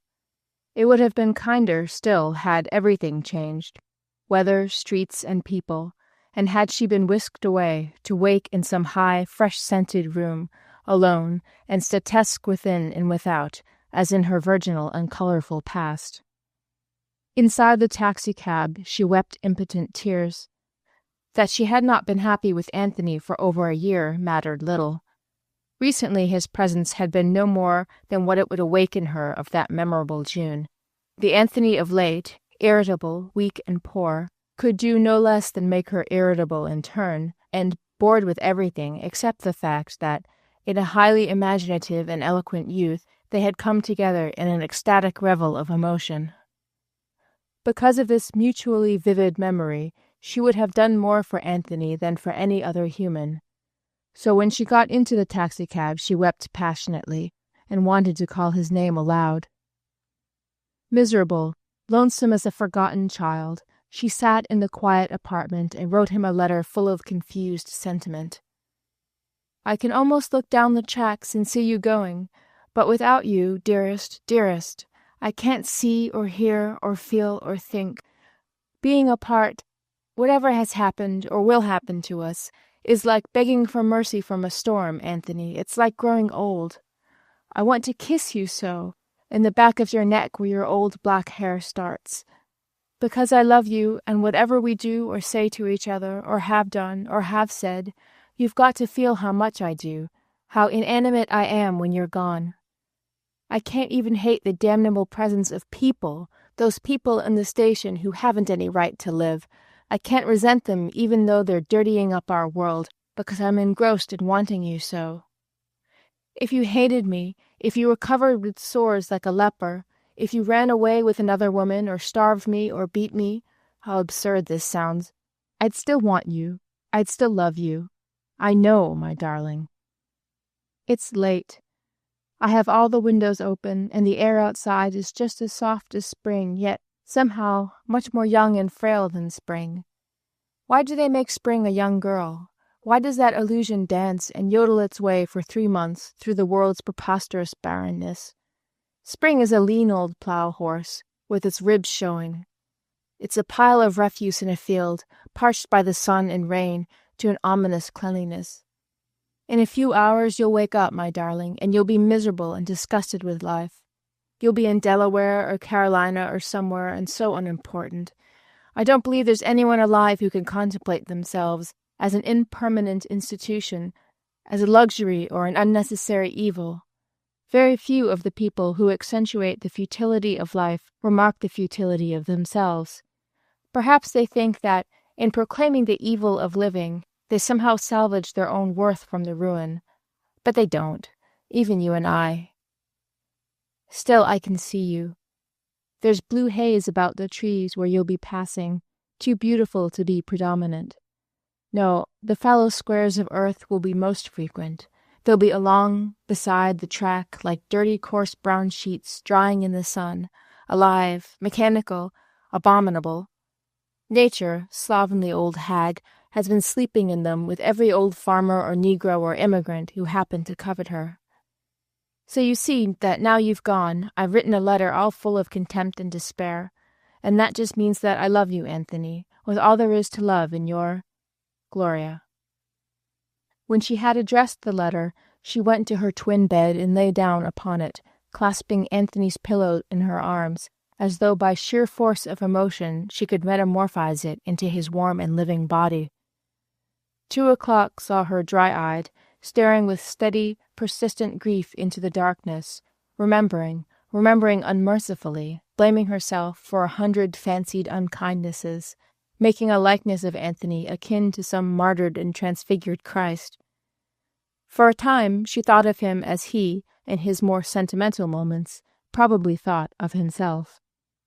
At 5 she was still awake.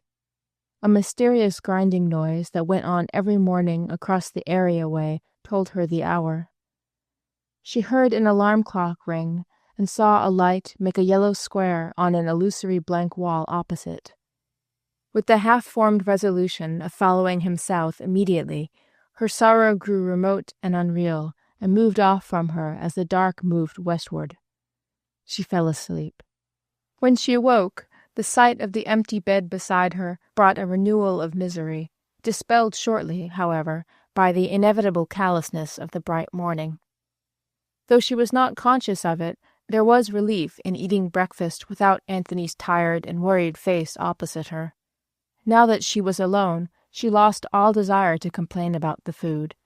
She would change her breakfasts, she thought, have a lemonade and a tomato sandwich instead of the sempiternal bacon and eggs and toast. Nonetheless, at noon, when she had called up several of her acquaintances, including the martial Muriel, and found each one engaged for lunch, she gave way to a quiet pity for herself and her loneliness.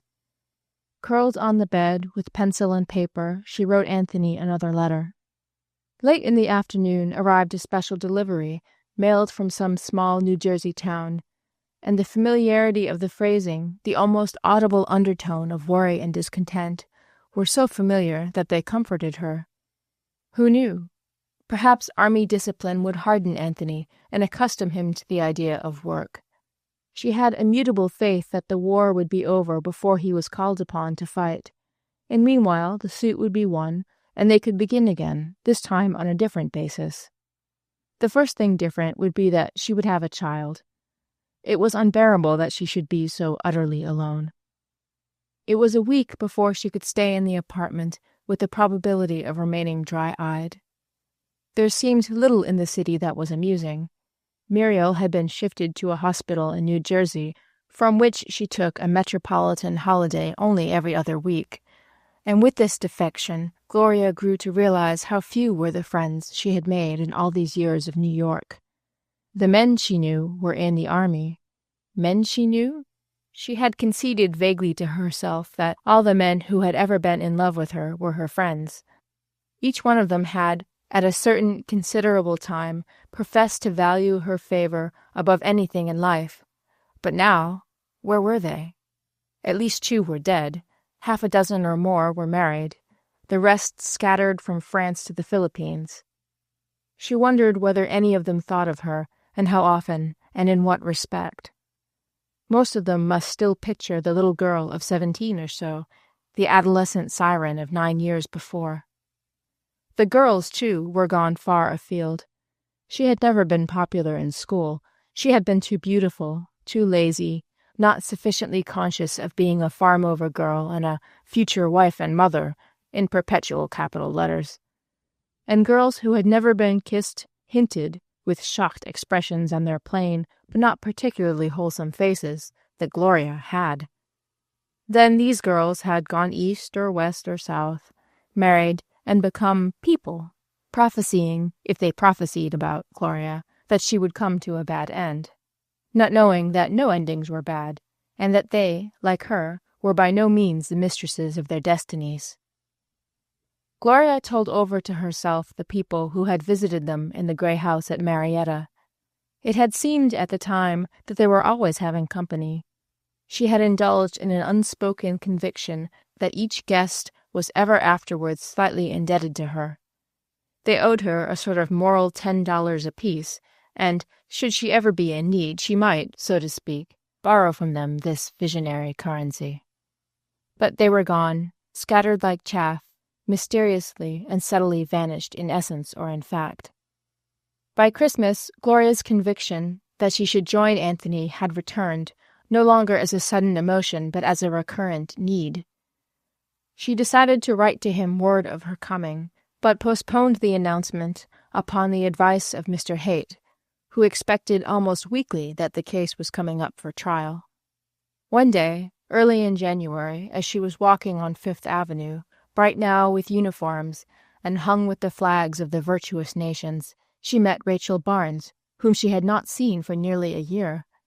Even Rachel, whom she had grown to dislike, was a relief from ennui, and together they went to the Ritz for tea. After a second cocktail, they became enthusiastic. They liked each other.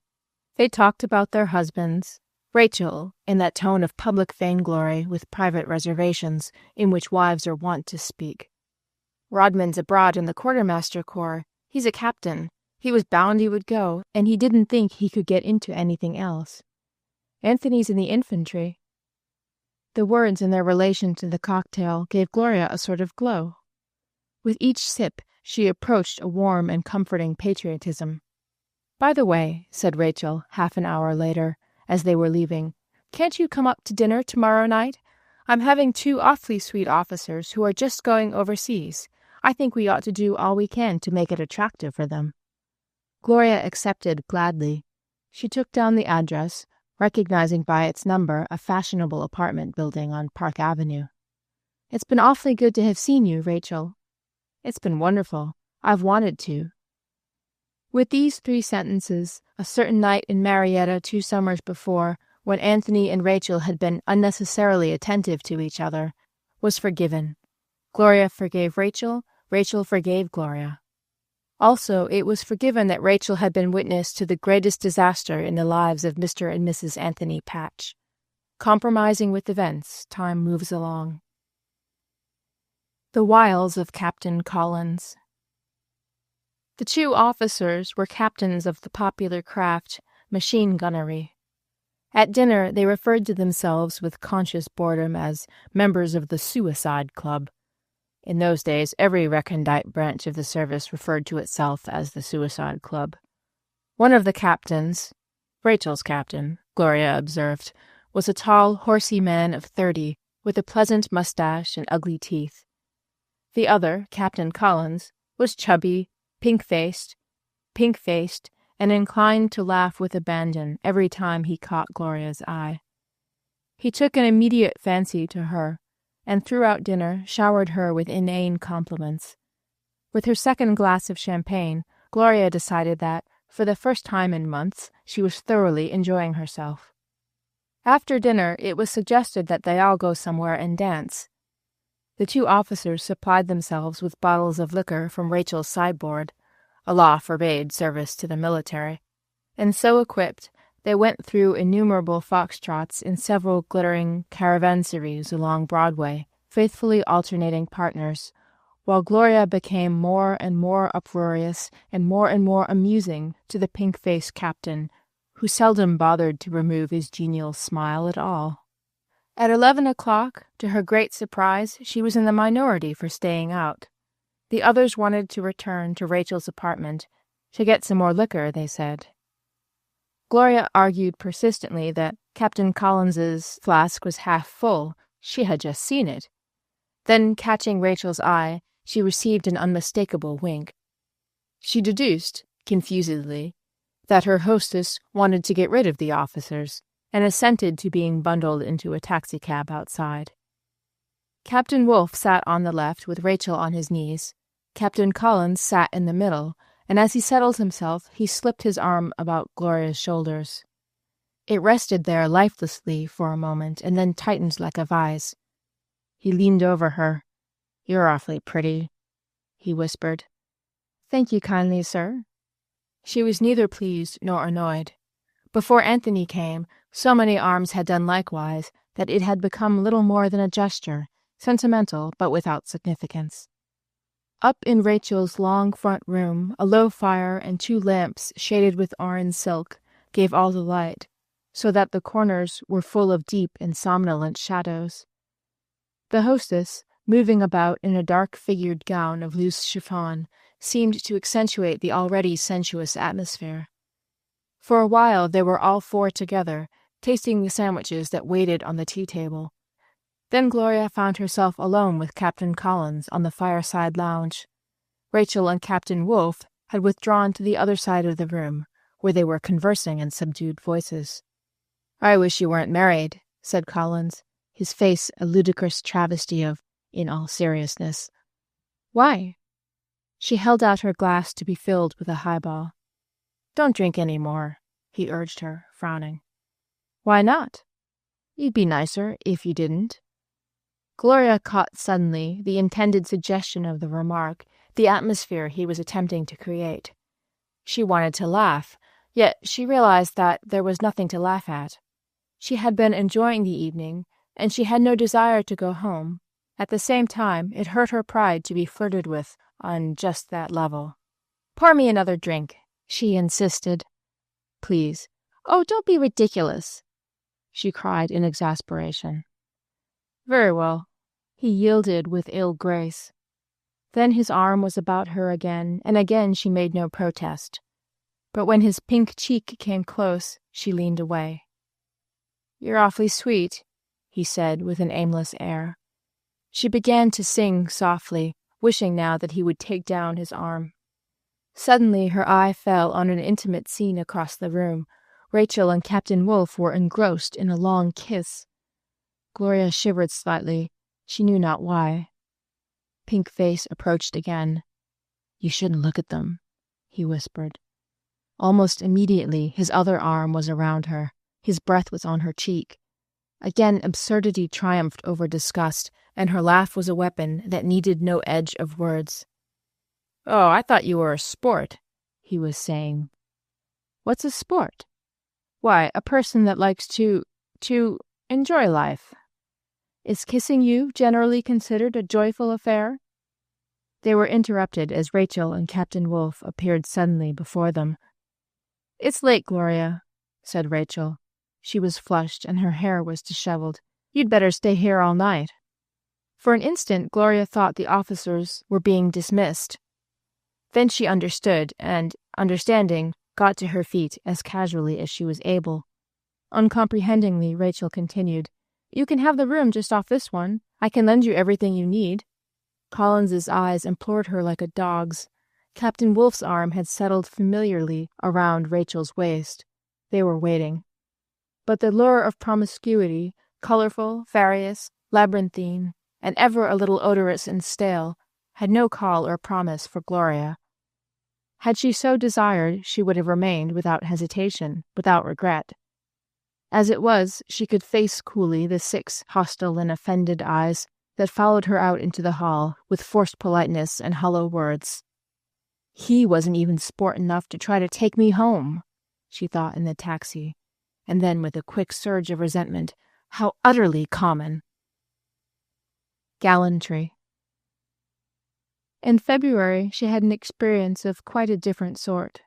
Tudor Baird, an ancient flame, a young man whom at one time she had fully intended to marry, came to New York by way of the Aviation Corps and called upon her. They went several times to the theater, and within a week, to her great enjoyment, he was as much in love with her as ever. Quite deliberately she brought it about, realizing too late that she had done a mischief. He reached the point of sitting with her in miserable silence whenever they went out together. A scroll and keys man at Yale, he possessed the correct reticences of a good egg, the correct notions of chivalry and noblesse oblige, and, of course, but unfortunately, the correct biases and the correct lack of ideas. All those traits which Anthony had taught her to despise, but which, nevertheless, she rather admired. Unlike the majority of his type, she found that he was not a bore. He was handsome, witty in a light way, and when she was with him, she felt that because of some quality he possessed, call it stupidity, loyalty, sentimentality, or something not quite as definite as any of the 3, he would have done anything in his power to please her. He told her this, among other things, very correctly, and with a ponderous manliness that masked a real suffering. Loving him not at all, she grew sorry for him, and kissed him sentimentally one night because he was so charming, a relic of a vanishing generation, which lived a priggish and graceful illusion, and was being replaced by less gallant fools. Afterward she was glad she had kissed him, for next day when his plane fell 1,500 feet at Mineola, a piece of a gasoline engine smashed through his heart. Gloria alone. When Mr. Haight told her that the trial would not take place until autumn, she decided that, without telling Anthony, she would go into the movies. When he saw her, successful, both histrionically and financially, when he saw that she could have her will of Joseph Blockman, yielding nothing in return, he would lose his silly prejudices. She lay awake half one night, planning her career and enjoying her successes in anticipation, and the next morning she called up films par excellence. Mr. Blockman was in Europe. But the idea had gripped her so strongly this time that she decided to go the rounds of the moving picture employment agencies. As had so often been the case, her sense of smell worked against her good intentions. The employment agency smelt as though it had been dead a very long time. She waited 5 minutes, inspecting her unprepossessing competitors. Then she walked briskly out into the farthest recesses of Central Park and remained so long that she caught a cold. She was trying to air the employment agency out of her walking suit. In the spring, she began to gather from Anthony's letters, not from any one in particular, but from their cumulative effect, that he did not want her to come south. Curiously repeated excuses that seemed to haunt him by their very insufficiency occurred with Freudian regularity. He set them down in each letter as though he feared he had forgotten them the last time, as though it were desperately necessary to impress her with them. And the dilutions of his letters with affectionate diminutives began to be mechanical and unspontaneous, almost as though, having completed the letter, he had looked it over and literally stuck them in, like epigrams in an Oscar Wilde play. She jumped to the solution, rejected it, was angry and depressed by turns. Finally, she shut her mind to it proudly and allowed an increasing coolness to creep into her end of the correspondence. Of late, she had found a good deal to occupy her attention. Several aviators, whom she had met through Tudor Baird, came into New York to see her, and 2 other ancient beaux turned up, stationed at Camp Dix. As these men were ordered overseas, they, so to speak, handed her down to their friends. But after another rather disagreeable experience with a potential Captain Collins, she made it plain that when anyone was introduced to her, he should be under no misapprehension as to her status and personal intentions. When summer came, she learned, like Anthony, to watch the officers' casualty list, taking a sort of melancholy pleasure in hearing of the death of someone with whom she had once danced a German, and in identifying by name the younger brothers of former suitors, thinking, as the drive toward Paris progressed, that here, at length, went the world, to inevitable and well-merited destruction. She was 27.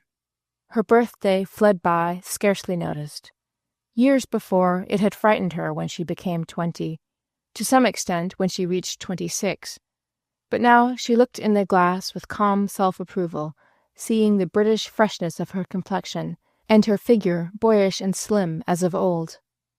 She tried not to think of Anthony. It was as though she were writing to a stranger.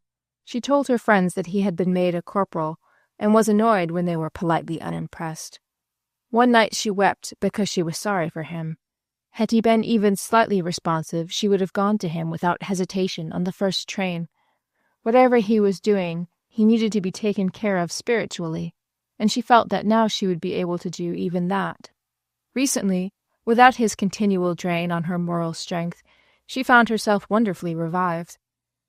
Before he left, she had been inclined through sheer association to brood on her wasted opportunities. Now she returned to her normal state of mind, strong, disdainful, existing each day for each day's worth. She bought a doll and dressed it. One week she wept over Ethan Frome. The next she revelled in some novels of Galsworthy's, whom she liked for his power of recreating, by spring in darkness, that illusion of young romantic love to which women look forever forward and forever back. In October, Anthony's letters multiplied, became almost frantic, then suddenly ceased. For a worried month, it needed all her powers of control to refrain from leaving immediately for Mississippi. Then a telegram told her that he had been in the hospital, and that she could expect him in New York within 10 days. Like a figure in a dream, he came back into her life across the ballroom on that November evening, and all through the long hours that held familiar gladness, she took him close to her breast, nursing an illusion of happiness and security she had not thought that she would know again. Discomfiture of the generals. After a week, Anthony's regiment went back to the Mississippi camp to be discharged. The officers shut themselves up in the compartments on the Pullman cars and drank the whiskey they had bought in New York. And in the coaches, the soldiers got as drunk as possible also, and pretended that, whenever the train stopped at a village, that they were just returned from France, where they had practically put an end to the German army. As they all wore overseas caps, and claimed that they had not had time to have their gold service stripes sewed on, the yokelry of the seaboard were much impressed and asked them how they liked the trenches, to which they replied, "Oh boy," with great smacking of tongues and shaking of heads. Someone took a piece of chalk and scrawled on the side of the train, "We won the war, now we're going home." And the officers laughed and let it stay. They were all getting what swagger they could out of this ignominious return. As they rumbled on toward camp, Anthony was uneasy lest he should find Dot awaiting him patiently at the station. To his relief, he neither saw nor heard anything of her, and thinking that, were she still in town, she would certainly attempt to communicate with him, he concluded that she had gone. Whither he neither knew nor cared. He wanted only to return to Gloria reborn and wonderfully alive. When eventually he was discharged, he left his company on the rear of a great truck, with a crowd who had given tolerant, almost sentimental cheers for their officers, especially for Captain Dunning. The captain, on his part, had addressed them with tears in his eyes as to the pleasure, etc., and the work, etc., and time not wasted, etc., and duty, etc. It was very dull and human. Having given ear to it, Anthony, whose mind was freshened by his week in New York, renewed his deep loathing for the military profession and all it connoted. In their childish hearts, 2 out of every 3 professional officers considered that wars were made for armies and not armies for wars. He rejoiced to see general and field officers riding desolately about the barren camp, deprived of their commands. He rejoiced to hear the men in his company laugh scornfully at the inducements tendered them to remain in the army. They were to attend schools. He knew what these schools were. 2 days later, he was with Gloria in New York. Another winter. Late one February afternoon, Anthony came into the apartment and, groping through the little hall, pitch dark in the winter dust, found Gloria sitting by the window. She turned as he came in. "What did Mr. Haight have to say?" she asked, listlessly. "Nothing," he answered. "Usual thing. Next month, perhaps." She looked at him closely. Her ear, attuned to his voice, caught the slightest thickness in the dissyllable. "You've been drinking," she remarked dispassionately. "Couple glasses." "Oh." He yawned in the armchair, and there was a moment's silence between them. Then she demanded suddenly, "Did you go to Mr. Haight? Tell me the truth." "No." He smiled weakly. "As a matter of fact, I didn't have time." "I thought you didn't go. He sent for you." "I don't give a damn. I'm sick of waiting around his office. You'd think he was doing me a favor." He glanced at Gloria as though expecting moral support, but she had turned back to her contemplation of the dubious and unprepossessing out-of-doors. "I feel rather weary of life today," he offered tentatively. Still she was silent. "I met a fellow, and we talked in the Biltmore bar." The dusk had suddenly deepened, but neither of them made any move to turn on the lights. Lost in heaven knew what contemplation, they sat there until a flurry of snow drew a languid sigh from Gloria. "What have you been doing?" he asked, finding the silence oppressive. "Reading a magazine, all full of idiotic articles by prosperous authors about how terrible it is for poor people to buy silk shirts. And while I was reading it, I could think of nothing else except how I wanted a gray squirrel coat, and how we can't afford one." "Yes, we can." "Oh, no." "Oh, yes. If you want a fur coat, you can have one." Her voice, coming through the dark, held an implication of scorn. "You mean we can sell another bond?" "If necessary. I don't want you to go without things. We have spent a lot, though, since I've been back." "Oh, shut up," she said in irritation. "Why?" "Because I'm sick and tired of hearing you talk about what we've spent or what we've done. You came back 2 months ago, and we've been on some sort of a party practically every night since. We've both wanted to go out, and we've gone. Well, you haven't heard me complain, have you? But all you do is whine, whine, whine. I don't care any more what we do or what becomes of us, and at least I'm consistent. But I will not tolerate your complaining and calamity howling. You're not very pleasant yourself sometimes, you know." "I'm under no obligations to be. You're not making any attempt to make things different." "But I am." "Huh! Seems to me I've heard that before." This morning you weren't going to touch another thing to drink until you'd gotten a position, and you didn't even have the spunk to go to Mr. Haight when he sent for you about the suit." Anthony got to his feet and switched on the lights. "See here," he cried, blinking. "I'm getting sick of that sharp tongue of yours." "Well, what are you going to do about it?" "Do you think I'm particularly happy?" he continued, ignoring her question.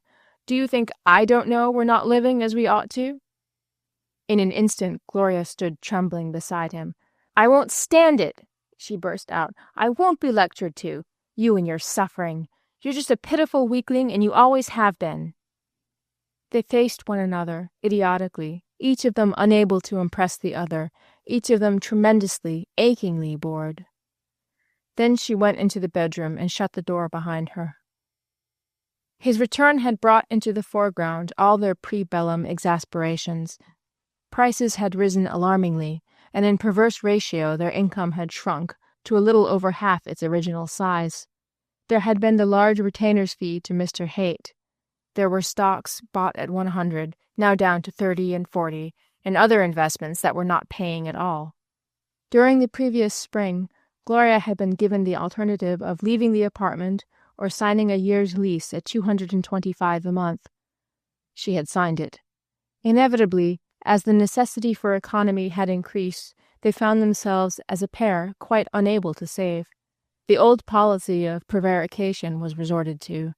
Weary of their incapabilities, they chattered of what they would do, tomorrow, of how they would stop going to parties, and of how Anthony would go to work. But when dark came down, Gloria, accustomed to an engagement every night, would feel the ancient restlessness creeping over her. She would stand in the doorway of the bedroom, chewing furiously at her fingers, and sometimes meeting Anthony's eyes as he glanced up from his book. Then the telephone, and her nerves would relax. She would answer it with ill-concealed eagerness. Someone was coming up, for just a few minutes, and, the weariness of pretense, the appearance of the wine table, the revival of their jaded spirits, and the awakening, like the midpoint of a sleepless night in which they moved. As the winter passed with the march of the returning troops along Fifth Avenue, they became more and more aware that, since Anthony's return, their relations had entirely changed. After that reflowering of tenderness and passion, each of them had returned into some solitary dream unshared by the other, and what endearments passed between them passed, it seemed, from empty heart to empty heart, echoing hollowly the departure of what they knew at last was gone. Anthony had again made the rounds of the metropolitan newspapers and had again been refused encouragement by a motley of office boys, telephone girls, and city editors. The word was, "We're keeping any vacancies open for our own men who are still in France." Then, late in March, his eye fell on an advertisement in the morning paper, and in consequence he found at last the semblance of an occupation. "You can sell. Why not earn while you learn? Our salesmen make $50 to $200 weekly." There followed an address on Madison Avenue, and instructions to appear at 1 o'clock that afternoon. Gloria, glancing over his shoulder after one of their usual late breakfasts, saw him regarding it idly. "Why don't you try it?" she suggested. "Oh, it's one of those crazy schemes." "It might not be. At least it'd be experience." At her urging, he went at 1 o'clock to the appointed address, where he found himself one of a dense miscellany of men waiting in front of the door. They ranged from a messenger boy, evidently misusing his company's time, to an immemorial individual with a gnarled body and a gnarled cane. Some of the men were seedy, with sunken cheeks and puffy pink eyes. Others were young, possibly still in high school. After a jostled 15 minutes, during which they all eyed one another with apathetic suspicion, there appeared a smart young shepherd clad in a waistline suit and wearing the manner of an assistant rector, who herded them upstairs into a large room, which resembled a schoolroom and contained innumerable desks. Here the prospective salesman sat down, and again waited. After an interval, a platform at the end of the hall was clouded with half a dozen sober but sprightly men, who, with one exception, took seats in a semicircle facing the audience. The exception was the man who seemed the soberest, the most sprightly and the youngest of the lot, and who advanced to the front of the platform. The audience scrutinized him hopefully. He was rather small and rather pretty, with the commercial rather than the thespian sort of prettiness. He had straight, blonde, bushy brows, and eyes that were almost preposterously honest, and as he reached the edge of his rostrum, he seemed to throw these eyes out into the audience, simultaneously extending his arm with 2 fingers outstretched. Then, while he rocked himself to a state of balance, an expectant silence settled over the hall. With perfect assurance, the young man had taken his listeners in hand, and his words, when they came, were steady and confident, and of the school of straight from the shoulder. "Men," he began, and paused. The word died with a prolonged echo at the end of the hall. The faces regarding him hopefully, cynically, wearily, were alike arrested, engrossed. 600 eyes were turned slightly upward, with an even, graceless flow that reminded Anthony of the rolling of bowling balls. He launched himself into the sea of exposition. "This bright and sunny morning, you picked up your favorite newspaper, and you found an advertisement which made the plain, unadorned statement that you could sell. That was all it said. It didn't say what, it didn't say how, it didn't say why. It just made one single, solitary assertion that you and you and you, business of pointing, could sell. Now, my job isn't to make a success of you, because every man is born a success. He makes himself a failure.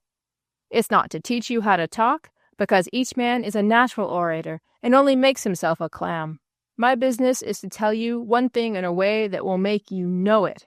It's to tell you that you and you and you have the heritage of money and prosperity waiting for you to come and claim it." At this point, an Irishman of saturnine appearance rose from his desk near the rear of the hall and went out. "That man thinks he'll go look for it in the beer parlor around the corner." Laughter. "He won't find it there. Once upon a time I looked for it there myself." Laughter. "But that was before I did what every one of you men, no matter how young or how old, how poor or how rich," a faint ripple of satirical laughter, "can do. It was before I found myself. Now I wonder if any of you men know what a heart talk is. A heart talk is a little book in which I started, about 5 years ago, to write down what I had discovered were the principal reasons for a man's failure and the principal reasons for a man's success, from John D. Rockefeller back to John D. Napoleon." Laughter. "And before that, back in the days when Abel sold his birthright for a mess of pottage. There are now 100 of these heart talks. Those of you who are sincere, who are interested in our proposition, above all, who are dissatisfied with the way things are breaking for you at present, will be handed one to take home with you as you go out yonder door this afternoon. Now, in my own pocket I have 4 letters just received concerning heart talks. These letters have names signed to them that are familiar in every household in the USA. Listen to this one from Detroit. Dear Mr. Carleton, I want to order 3,000 more copies of Heart Talks for distribution among my salesmen. They have done more for getting work out of the men than any bonus proposition ever considered. I read them myself constantly, and I desire to heartily congratulate you on getting at the roots of the biggest problem that faces our generation today, the problem of salesmanship.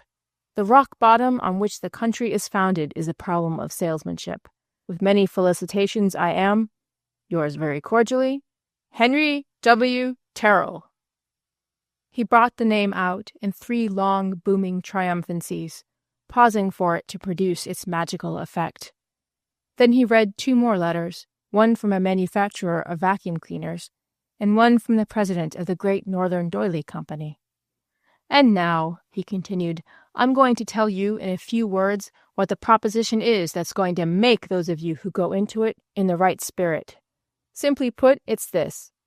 Heart Talks have been incorporated as a company. We're going to put these little pamphlets into the hands of every big business organization, every salesman, and every man who knows, I don't say thinks, I say knows, that he can sell. We are offering some of the stock of the Heart Talks concern upon the market, and in order that the distribution may be as wide as possible, and in order also that we can furnish a living, concrete, flesh and blood example of what salesmanship is, or rather what it may be, we're going to give those of you who are the real thing a chance to sell that stock.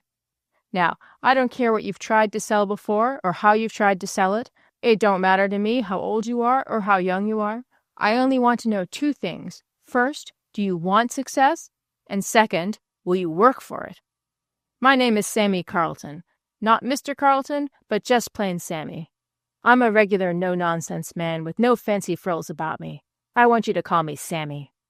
Now, this is all I'm going to say to you today. Tomorrow, I want those of you who have thought it over and have read the copy of Heart Talks, which will be given to you at the door, to come back to this same room at this same time. Then we'll go into the proposition further, and I'll explain to you what I found the principles of success to be. I'm going to make you feel that you and you and you can sell. Mr. Carlton's voice echoed for a moment through the hall, and then died away. To the stamping of many feet, Anthony was pushed and jostled with the crowd out of the room. Further adventures with Heart Talks.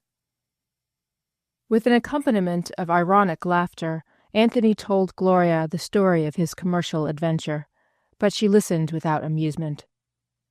"You're going to give up again?" she demanded coldly. "Why, you don't expect me to. I never expected anything of you." He hesitated. "Well, I can't see the slightest benefit in laughing myself sick over this sort of affair. If there's anything older than the old story, it's the new twist." It required an astonishing amount of moral energy on Gloria's part to intimidate him into returning, and when he reported the next day, somewhat depressed from his perusal of the senile bromides skittishly set forth in Heart Talks on Ambition, he found only 50 of the original 300 awaiting the appearance of the vital and compelling Sammy Carlton. Mr. Carlton's powers of vitality and compulsion were this time exercised in elucidating that magnificent piece of speculation, how to sell. It seemed that the approved method was to state one's proposition and then to say, not, "And now will you buy?" This was not the way. Oh, no. The way was to state one's proposition, and then, having reduced one's adversary to a state of exhaustion, to deliver oneself of the categorical imperative, "Now see here, you've taken up my time explaining this matter to you, you've admitted my points, all I want to ask is how many do you want?" As Mr. Carlton piled assertion upon assertion, Anthony began to feel a sort of disgusted confidence in him. The man appeared to know what he was talking about. Obviously prosperous, he had risen to the position of instructing others. It did not occur to Anthony that the type of man who attains commercial success seldom knows how or why, and, as in his grandfather's case, when he ascribes reasons, the reasons are generally inaccurate and absurd. Anthony noted that, of the numerous old men who had answered the original advertisement, only 2 had returned, and that among the 30-odd who assembled on the third day to get actual selling instructions from Mr. Carlton, only 1 gray head was in evidence. These 30 were eager converts. With their mouths, they followed the working of Mr. Carlton's mouth. They swayed in their seats with enthusiasm, and in the intervals of his talk they spoke to each other in tense, approving whispers. Yet of the chosen few who, in the words of Mr. Carlton, were determined to get those deserts that rightly and truly belonged to them, less than half a dozen combined even a modicum of personal appearance with that great gift of being a pusher. But they were told that they were all natural pushers. It was merely necessary that they should believe with a sort of savage passion in what they were selling. He even urged each one to buy some stock himself, if possible, in order to increase his own sincerity. On the 5th day, then, Anthony sallied into the street with all the sensations of a man wanted by the police. Acting according to instructions, he selected a tall office building in order that he might ride to the top story and work downward, stopping in every office that had a name on the door. But at the last minute he hesitated. Perhaps it would be more practicable to acclimate himself to the chilly atmosphere which he felt was awaiting him by trying a few offices on, say, Madison Avenue. He went into an arcade that seemed only semi-prosperous, and, seeing a sign which read, Percy B. Weatherby, Architect, he opened the door heroically and entered. A starchy young woman looked up questioningly. "Can I see Mr. Weatherby?" He wondered if his voice sounded tremulous. She laid her hand tentatively on the telephone receiver. "What's the name, please?" "He wouldn't, know me. He wouldn't know my name." "What's your business with him? You an insurance agent?" "Oh, no, nothing like that," denied Anthony hurriedly. "Oh, no. It's a personal matter." He wondered if he should have said this. It had all sounded so simple when Mr. Carleton had enjoined his flock. "Don't allow yourself to be kept out. Show them you've made up your mind to talk to them, and they'll listen." The girls succumbed to Anthony's pleasant, melancholy face, and in a moment the door to the inner room opened and admitted a tall, splay-footed man with slicked hair. He approached Anthony with ill-concealed impatience. "You wanted to see me on a personal matter?" Anthony quailed. "I wanted to talk to you," he said defiantly. "About what?" "It'll take some time to explain." "Well, what's it about?" Mr. Weatherby's voice indicated rising irritation. Then Anthony, straining at each word, each syllable, began, "I don't know whether or not you've ever heard of a series of pamphlets called Heart Talks." "Good grief!" cried Percy B. Weatherby, Architect. "Are you trying to touch my heart?" "No, it's business. Heart Talks have been incorporated, and we're putting some shares on the market." His voice faded slowly off, harassed by a fixed and contemptuous stare from his unwilling prey. For another minute he struggled on, increasingly sensitive, entangled in his own words. His confidence oozed from him in great retching emanations that seemed to be sections of his own body. Almost mercifully, Percy B. Weatherby, Architect, terminated the interview. "Good grief!" he exploded in disgust. "And you call that a personal matter?" He whipped about and strode into his private office, banging the door behind him. Not daring to look at the stenographer, Anthony, in some shameful and mysterious way, got himself from the room. Perspiring profusely, he stood in the hall wondering why they didn't come and arrest him. In every hurried look he discerned infallibly a glance of scorn. After an hour, and with the help of 2 strong whiskies, he brought himself up to another attempt. He walked into a plumber's shop, but when he mentioned his business, the plumber began pulling on his coat in a great hurry, gruffly announcing that he had to go to lunch. Anthony remarked politely that it was futile to try and sell a man anything when he was hungry, and the plumber heartily agreed. This episode encouraged Anthony. He tried to think that, had the plumber not been bound for lunch, he would at least have listened. Passing by a few glittering and formidable bazaars, he entered a grocery store. A talkative proprietor told him that before buying any stocks, he was going to see how the armistice affected the market. To Anthony this seemed almost unfair. In Mr. Carleton's salesman's utopia, the only reason prospective buyers ever gave for not purchasing stock was that they doubted it to be a promising investment. Obviously, a man in that state was almost ludicrously easy game, to be brought down merely by the judicious application of the correct selling points. But these men, why, actually, they weren't considering buying anything at all. Anthony took several more drinks before he approached his 4th man, a real estate agent.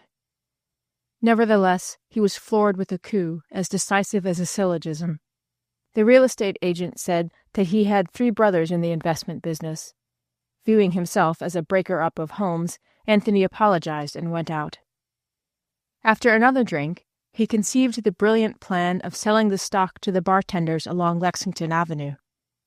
This occupied several hours, for it was necessary to take a few drinks in each place in order to get the proprietor in the proper frame of mind to talk business. But the bartenders, one and all, contended that, if they had any money to buy bonds, they would not be bartenders. It was as though they had all convened and decided upon that rejoinder. As he approached a dark and soggy 5 o'clock, he found that they were developing a still more annoying tendency to turn him off with a jest. At 5, then, with a tremendous effort at concentration, he decided that he must put more variety into his canvassing. He selected a medium-sized delicatessen store and went in. He felt, illuminatingly, that the thing to do was to cast a spell not only over the storekeeper, but over all the customers as well, and perhaps through the psychology of the herd instinct they would buy as an astounded and immediately convinced whole. "Afternoon?" he began in a loud, thick voice. "Got a little proposition." If he had wanted silence, he obtained it. A sort of awe descended upon the half-dozen women marketing, and upon the gray-haired ancient who, in cap and apron, was slicing chicken. Anthony pulled a batch of papers from his flopping briefcase and waved them cheerfully. "Buy a bond," he suggested. "Good as Liberty Bond." The phrase pleased him, and he elaborated upon it. "Better'n Liberty Bond. Each one of these bonds worth 2 Liberty Bonds." His mind made a hiatus and skipped to his peroration, which he delivered with appropriate gestures, these being somewhat marred by the necessity of clinging to the counter with one or both hands. "Now see here, you taking up my time? I don't want to know why you won't buy. I just want you to say why. Want you to say how many." At this point, they should have approached him with checkbooks and fountain pens in hand. Realizing that they must have missed a cue, Anthony, with the instincts of an actor, went back and repeated his finale. "Now see here, you taking up my time, you file a proposition, you agree to the reasoning? Now all I want from you is, how many Liberty Bonds?" "See here," broke in a new voice. A portly man, whose face was adorned with symmetrical scrolls of yellow hair, had come out of a glass cage in the rear of the store and was bearing down upon Anthony. "See here, you." "How many?" repeated the salesman sternly. "You taking up my time?" "Hey, you!" cried the proprietor. "I'll have you taken up by the police." "You most certainly won't," retorted Anthony with fine defiance. "All I want to know is how many." From here and there in the store went up little clouds of comment and expostulation. How terrible! He's a raving maniac. He's disgracefully drunk. The proprietor grasped Anthony's arm sharply. "Get out, or I'll call a policeman." Some relics of rationality moved Anthony to nod and replace his bonds clumsily in the case. "How many?" he reiterated doubtfully. "The whole force, if necessary," thundered his adversary, his yellow mustache trembling fiercely. "Sell 'em all a bond."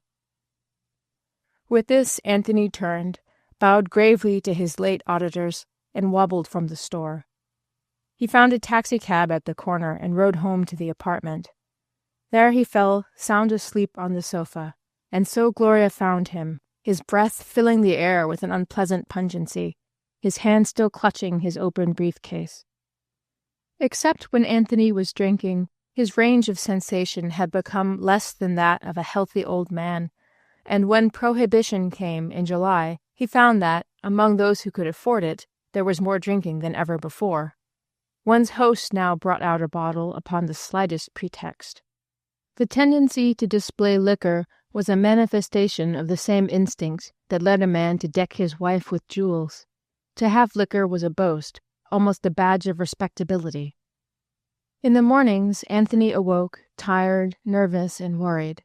Halcyon summer twilights and the purple chill of morning alike left him unresponsive. Only for a brief moment every day in the warmth and renewed life of a first highball did his mind turn to those opalescent dreams of future pleasure, the mutual heritage of the happy and the damned. But this was only for a little while. As he grew drunker, the dreams faded, and he became a confused spectre, moving in odd crannies of his own mind, full of unexpected devices, harshly contemptuous at best, and reaching sodden and dispirited depths. One night in June he had quarreled violently with Maury over a matter of the utmost triviality. He remembered dimly next morning that it had been about a broken pint bottle of champagne. Maury had told him to sober up, and Anthony's feelings had been hurt. So, with an attempted gesture of dignity, he had risen from the table and, seizing Gloria's arm, half led, half shamed her into a taxicab outside, leaving Maury with 3 dinners ordered and tickets for the opera. this sort of semi-tragic fiasco had become so usual that, when they occurred, he was no longer stirred into making amends. If Gloria protested, and of late she was more likely to sink into a contemptuous silence, he would either engage in a bitter defense of himself or else stalk dismally from the apartment. Never, since the incident on the station platform at Redgate, had he laid his hands on her in anger, though he was withheld often only by some instinct that itself made him tremble with rage. Just as he still cared for her more than for any other creature, so did he more intensely and frequently hate her. So far, the judges of the appellate division had failed to hand down a decision, but after another postponement, they finally affirmed the decree of the lower court, 2 justices dissenting. A notice of appeal was served upon Edward Shuttleworth. The case was going to the court of last resort, and they were in for another interminable wait, 6 months, perhaps a year.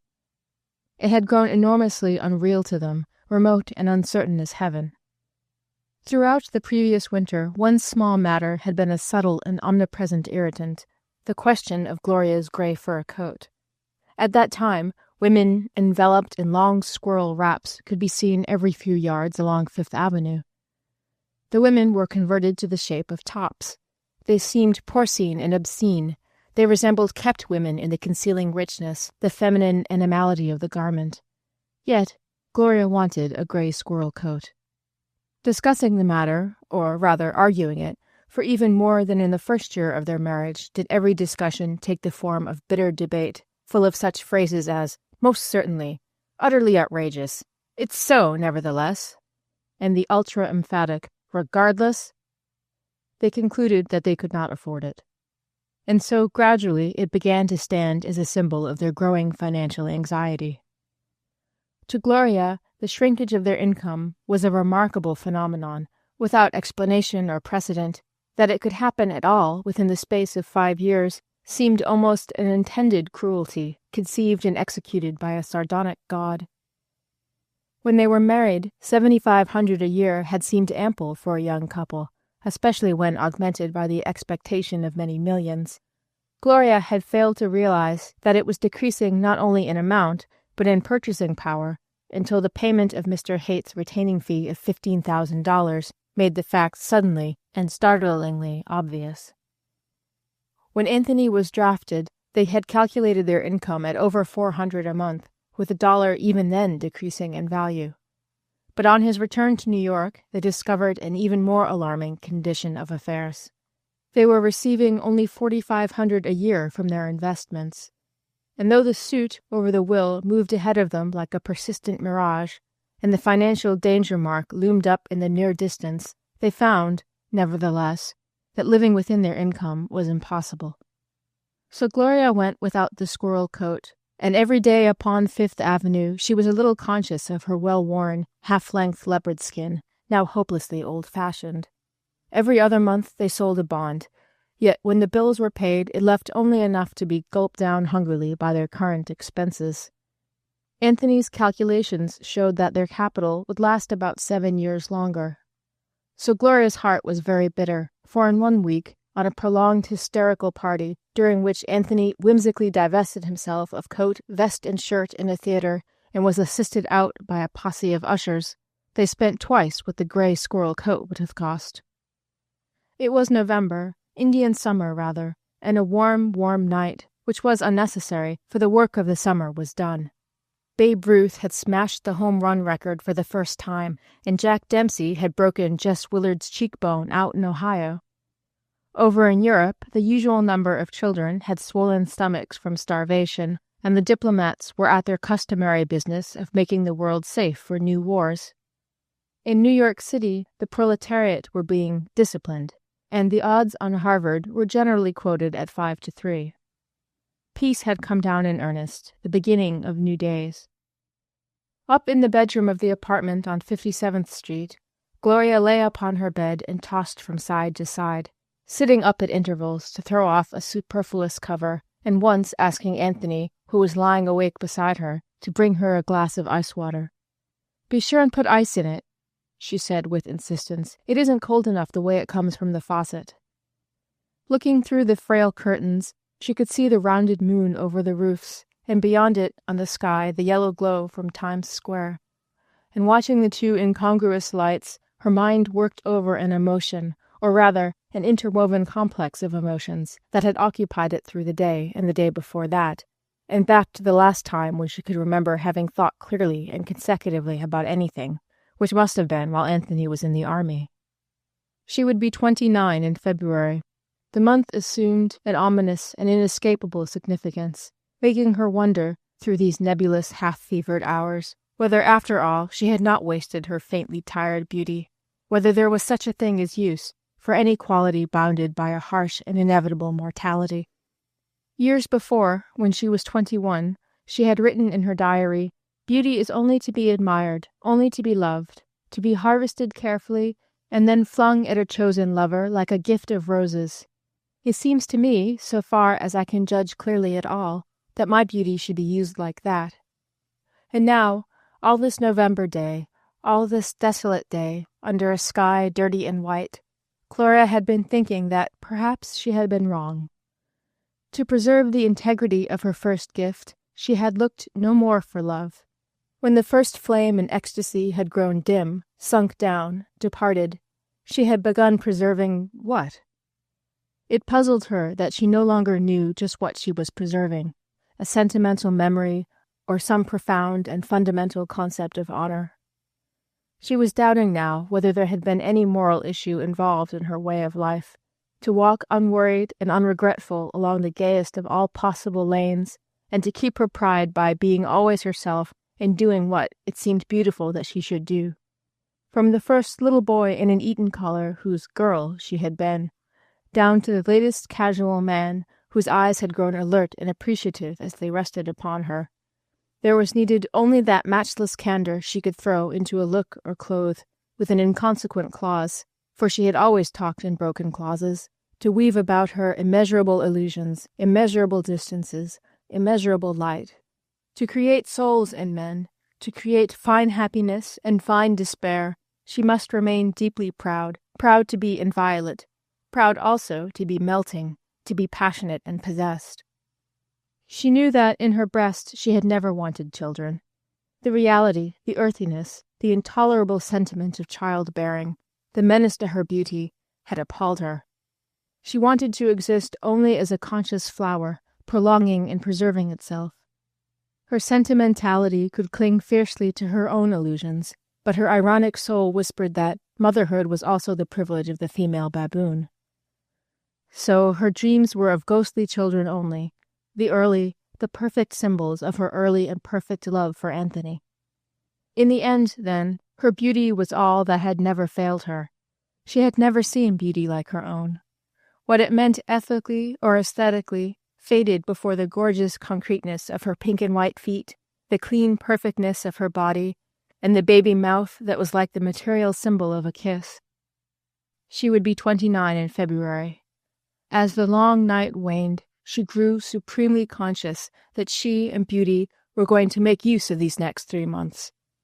At first, she was not sure for what, but the problem resolved itself gradually into the old lure of the screen. She was in earnest now. No material want could have moved her as this fear moved her. No matter for Anthony, the poor in spirit, the weak and broken man with bloodshot eyes, for whom she still had moments of tenderness. No matter. She would be 29 in February, 100 days, so many days. She would go to Blockman tomorrow. With the decision came relief. It cheered her that in some manner the illusion of beauty could be sustained, or preserved, perhaps, in celluloid, after the reality had vanished. Well, tomorrow. The next day she felt weak and ill. She tried to go out, and saved herself from collapse only by clinging to a mailbox near the front door. The Martinique elevator boy helped her upstairs, and she waited on the bed for Anthony's return without energy to unhook her brassiere. For 5 days she was down with influenza, which, just as the month turned corner into winter, ripened into double pneumonia. In the feverish perambulations of her mind, she prowled through a house of bleak, unlighted rooms, hunting for her mother. All she wanted was to be a little girl, to be efficiently taken care of by some yielding but superior power, stupider and steadier than herself. It seemed that the only lover she had ever wanted was a lover in a dream. Odi profanum vulgus. One day, in the midst of Gloria's illness, there occurred a curious incident that puzzled Miss McGovern, the trained nurse, for some time afterward. It was noon, but the room in which the patient lay was dark and quiet. Miss McGovern was standing near the bed, mixing some medicine, when Mrs. Patch, who had apparently been sound asleep, sat up and began to speak vehemently. "Millions of people," she said, "swarming like rats, chattering like apes, smelling like all hell, monkeys, or lice, I suppose, for one really exquisite palace, on Long Island, say, or even in Greenwich, for one palace full of pictures from the old world and exquisite things, with avenues of trees and green lawns and a view of the blue sea and lovely people about in slick dresses. I'd sacrifice 100,000 of them, 1,000,000 of them." She raised her hand feebly and snapped her fingers. "I care nothing for them, understand me?" The look she bent upon Miss McGovern at the conclusion of this speech was curiously elfin, curiously content. Then she gave a short little laugh, polished with scorn, and tumbling backward, fell off again to sleep. Miss McGovern was bewildered. She wondered what were the 100,000 things that Mrs. Patch would sacrifice for her palace. Dollars, she supposed. Yet it had not sounded exactly like dollars. The movies. It was February, 7 days before her birthday, and the great snow that had filled up the cross streets, as dirt fills the cracks in a floor, had turned to slush and was being escorted to the gutters by the hoses of the street-cleaning department. The wind, none the less bitter for being casual, whipped in through the open windows of the living room, bearing with it the dismal secrets of the areaway, and clearing the Patch apartment of stale smoke in its cheerless circulation. Gloria, wrapped in a warm kimono, came into the chilly room, and, taking up the telephone receiver, called Joseph Blackman. "Do you mean Mr. Joseph Black?" demanded the telephone girl at films par excellence. "Blackman, Joseph Blackman, B-L-O. Mr. Joseph Blackman has changed his name to Black. Do you want him?" "Why, yes." She remembered nervously that she had once called him Blockhead to his face. His office was reached by courtesy of 2 additional female voices. The last was a secretary who took her name. Only with the flow through the transmitter of his own familiar but faintly impersonal tone did she realize that it had been 3 years since they had met, and he had changed his name to Black. "Can you see me?" she suggested lightly. "It's on a business matter, really. I'm going into the movies at last, if I can." "I'm awfully glad. I've always thought you'd like it." "Do you think you can get me a trial?" she demanded, with the arrogance peculiar to all beautiful women, to all women who have ever at any time considered themselves beautiful. He assured her that it was merely a question of when she wanted the trial. Any time? Well, he'd phone later in the day and let her know a convenient hour. The conversation closed with conventional patting on both sides. Then from 3 o'clock to 5 she sat close to the telephone, with no result. But next morning came a note that contented and excited her. "My dear Gloria, just by luck a matter came to my attention that I think will be just suited to you. I would like to see you start with something that would bring you notice. At the same time, if a very beautiful girl of your sort is put directly into a picture, next to one of the rather shop-worn stars with which every company is afflicted, tongues would very likely wag. But there is a flapper part in a Percy B. Debris production that I think would be just suited to you and would bring you notice. Willis Sable plays opposite Gaston Mears in a sort of character part, and your part, I believe, would be her younger sister. Anyway, Percy B. Debris, who is directing the picture, says if you'll come to the studios day after tomorrow, Thursday, he will run off a test. If 10 o'clock is suited to you, I will meet you there at that time. With all good wishes, ever faithfully, Joseph Black. Gloria had decided that Anthony was to know nothing of this until she had obtained a definite position, and accordingly she was dressed and out of the apartment next morning before he awoke. Her mirror had given her, she thought, much the same account as ever. She wondered if there were any lingering traces of her sickness. She was still slightly underweight, and she had fancied, a few days before, that her cheeks were a trifle thinner. But she felt that those were merely transitory conditions, and that on this particular day she looked as fresh as ever. She had bought and charged a new hat, and as the day was warm, she had left the leopard skin coat at home. At the Films Par Excellence studios, she was announced over the telephone and told that Mr. Black would be down directly. She looked around her. 2 girls were being shown about by a little fat man in a slash-pocket coat, and one of them had indicated a stack of thin parcels, piled breast-high against the wall and extending along for 20 feet. "That's studio mail," explained the fat man. "Pictures of the stars who are with Films Par Excellence." "Oh. Each one's autographed by Florence Kelly or Gaston Mears or Mac Dodge," he winked confidentially. "At least when Minnie McGluck out in Sauk Centre gets the picture she wrote for, she thinks it's autographed." "Just a stamp?" "Sure. It'd take him a good 8-hour day to autograph half of 'em. They say Mary Pickford's studio mail costs her $50,000 a year." "Say." "Sure, 50,000. But it's the best kind of advertising there is." They drifted out of earshot, and almost immediately Blockman appeared. Blockman, a dark, suave gentleman, gracefully engaged in the middle 40s, who greeted her with courteous warmth and told her she had not changed a bit in 3 years. He led the way into a great hall, as large as an armory, and broken intermittently with busy sets and blinding rows of unfamiliar light.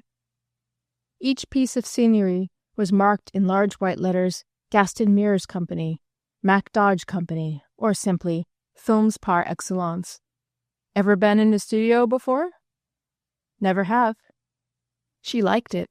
There was no heavy closeness of grease paint, no scent of soiled and tawdry costumes, which years before had revolted her behind the scenes of a musical comedy. This work was done in the clean mornings. The appurtenances seemed rich and gorgeous and new. On a set that was joyous with Manchu hangings, a perfect Chinaman was going through a scene according to megaphone directions, as the great glittering machine ground out its ancient moral tale for the edification of the national mind. A red-headed man approached them and spoke with familiar deference to Blockman, who answered, "Hello, Debris. Want you to meet Mrs. Patch. Mrs. Patch wants to go into pictures, as I explained to you. All right, now, where do we go?" Mr. Debris, the great Percy B. Debris, thought Gloria, showed them to a set which represented the interior of an office. Some chairs were drawn up around the camera, which stood in front of it, and the 3 of them sat down. "Ever been in the studio before?" asked Mr. Debris, giving her a glance that was surely the quintessence of keenness. "No? Well, I'll explain exactly what's going to happen. We're going to take what we call a test in order to see how your features photograph and whether you've got natural stage presence and how you respond to coaching. There's no need to be nervous over it. I'll just have the cameraman take a few 100 feet in an episode I've got marked here in the scenario. We can tell pretty much what we want to from that." He produced a typewritten continuity and explained to her the episode she was to enact. It developed that one Barbara Wainwright had been secretly married to the junior partner of the firm whose office was there represented. Entering the deserted office one day by accident, she was naturally interested in seeing where her husband worked. The telephone rang, and after some hesitation she answered it. She learned that her husband had been struck by an automobile and instantly killed. She was overcome. At first she was unable to realize the truth, but finally she succeeded in comprehending it and went into a dead faint on the floor. "Now, that's all we want," concluded Mr. Debris. "I'm going to stand here and tell you approximately what to do, and you're to act as though I wasn't here, and just go on and do it your own way. You needn't be afraid we're going to judge this too severely. We simply want to get a general idea of your screen personality." "I see. You'll find makeup in the room in back of the set. Go light on it, very little red." "I see," repeated Gloria, nodding. She touched her lips nervously with the tip of her tongue. The test. As she came into the set through the real wooden door and closed it carefully behind her, she found herself inconveniently dissatisfied with her clothes. She should have brought a Mrs. dress for the occasion. She could still wear them, and it might have been a good investment if it had accentuated her airy youth. Her mind snapped sharply into the momentous present as Mr. Debris's voice came from the glare of the white lights in front. "You look around for your husband. Now, you don't see him. You're curious about the office." She became conscious of the regular sound of the camera. It worried her. She glanced toward it involuntarily and wondered if she had made up her face correctly. Then, with a definite effort, she forced herself to act, and she had never felt that the gestures of her body were so banal, so awkward, so bereft of grace or distinction. She strolled around the office, picking up articles here and there and looking at them inanely. Then she scrutinized the ceiling, the floor, and thoroughly inspected an inconsequential lead pencil on the desk. Finally, because she could think of nothing else to do and less than nothing to express, she forced a smile. "All right. Now the phone rings. Ting-a-ling-a-ling. Hesitate, and then answer it." She hesitated, and then, too quickly, she thought, picked up the receiver. "Hello?" Her voice was hollow and unreal. The words rang in the empty set like the ineffectualities of a ghost. The absurdities of their requirements appalled her. Did they expect that on an instant's notice she could put herself in the place of this preposterous and unexplained character? No, not yet. Now, listen. John Sumner has been knocked over by an automobile and instantly killed." Gloria let her baby mouth drop slowly open. Then, "Now hang up, with a bang." She obeyed, clung to the table with her eyes wide and staring. At length she was feeling slightly encouraged, and her confidence increased. "My God," she cried. Her voice was good, she thought. "Oh, my God!" "Now faint." She collapsed forward to her knees, and throwing her body outward on the ground, lay without breathing. "All right," called Mr. Debris. "That's enough. Thank you. That's plenty. Get up. That's enough." Gloria arose, mustering her dignity and brushing off her skirt. "Awful," she remarked with a cool laugh, though her heart was bumping tumultuously. "Terrible, wasn't it?" "Did you mind it?" said Mr. Debris, smiling blandly. "Did it seem hard? I can't tell anything about it until I have it run off." "Of course not," she agreed, trying to attach some sort of meaning to his remark, and failing. It was just the sort of thing he would have said had he been trying not to encourage her. A few moments later she left the studio. Blockman had promised her that she should hear the result of the test within the next few days. Too proud to force any definite comment, she felt a baffling uncertainty, and only now, when the step had at last been taken, did she realize how the possibility of a successful screen career had played in the back of her mind for the past 3 years. That night she tried to tell over to herself the elements that might decide for or against her. Whether or not she had used enough makeup worried her, and, as the part was that of a girl of 20, she wondered if she had not been just a little too grave. About her acting she was least of all satisfied. Her entrance had been abominable. In fact, not until she reached the phone had she displayed a shred of poise, and then the test had been over. If they had only realized, she wished that she could try it again. A mad plan to call up in the morning and ask for a new trial took possession of her, and as suddenly faded. It seemed neither politic nor polite to ask another favor of Blockman. The third day of waiting found her in a highly nervous condition. She had bitten the insides of her mouth until they were raw and smarting, and burnt unbearably when she washed them with Listerine. She had quarreled so persistently with Anthony that he had left the apartment in a cold fury. But because he was intimidated by her exceptional frigidity, he called up an hour afterward, apologized, and said he was having dinner at the Amsterdam Club, the only one in which he still retained membership. It was after 1 o'clock, and she had breakfasted at 11, so, deciding to forego luncheon, she started for a walk in the park. At 3 there would be a mail. She would be back by 3. It was an afternoon of premature spring.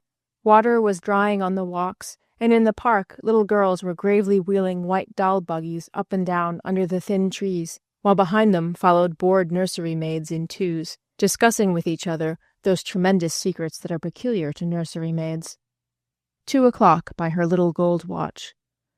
She should have a new watch, one made in a platinum oblong and encrusted with diamonds. But those cost even more than squirrel coats, and of course they were out of their reach now, like everything else. Unless, perhaps, the right letter was awaiting her. In about an hour. 58 minutes exactly.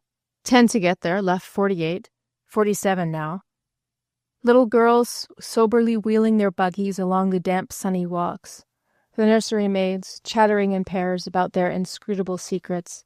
Here and there a raggedy man seated upon newspapers, spread on a drying bench, related not to the radiant and delightful afternoon, but to the dingy snow that slept exhausted in obscure corners, waiting for extermination. Ages later, coming into the dim hall, she saw the Martinique elevator boy standing incongruously in the light of the stained-glass window. "Is there any mail for us?" she asked. "Upstairs, madame." The switchboard squawked abominably, and Gloria waited while he ministered to the telephone. She sickened as the elevator groaned its way up. The floors passed like the slow lapse of centuries, each one ominous, accusing, significant. The letter, a white leprous spot, lay upon the dirty tiles of the hall. "My dear Gloria, we had the test run off yesterday afternoon, and Mr. Debris seemed to think that for the part he had in mind he needed a younger woman. He said that the acting was not bad, and there was a small character part supposed to be a very haughty rich widow that he thought you might—" Desolately, Gloria raised her glance until it fell out across the areaway.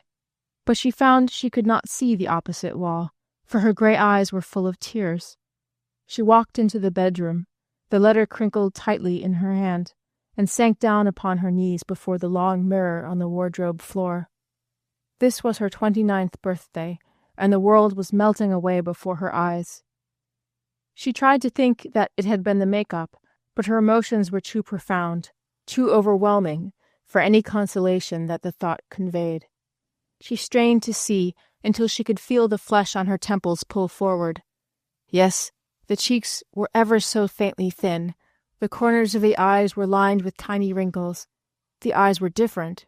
Why, they were different. And then, suddenly, she knew how tired her eyes were. "Oh, my pretty face," she whispered, passionately grieving. "Oh, my pretty face. Oh, I don't want to live without my pretty face.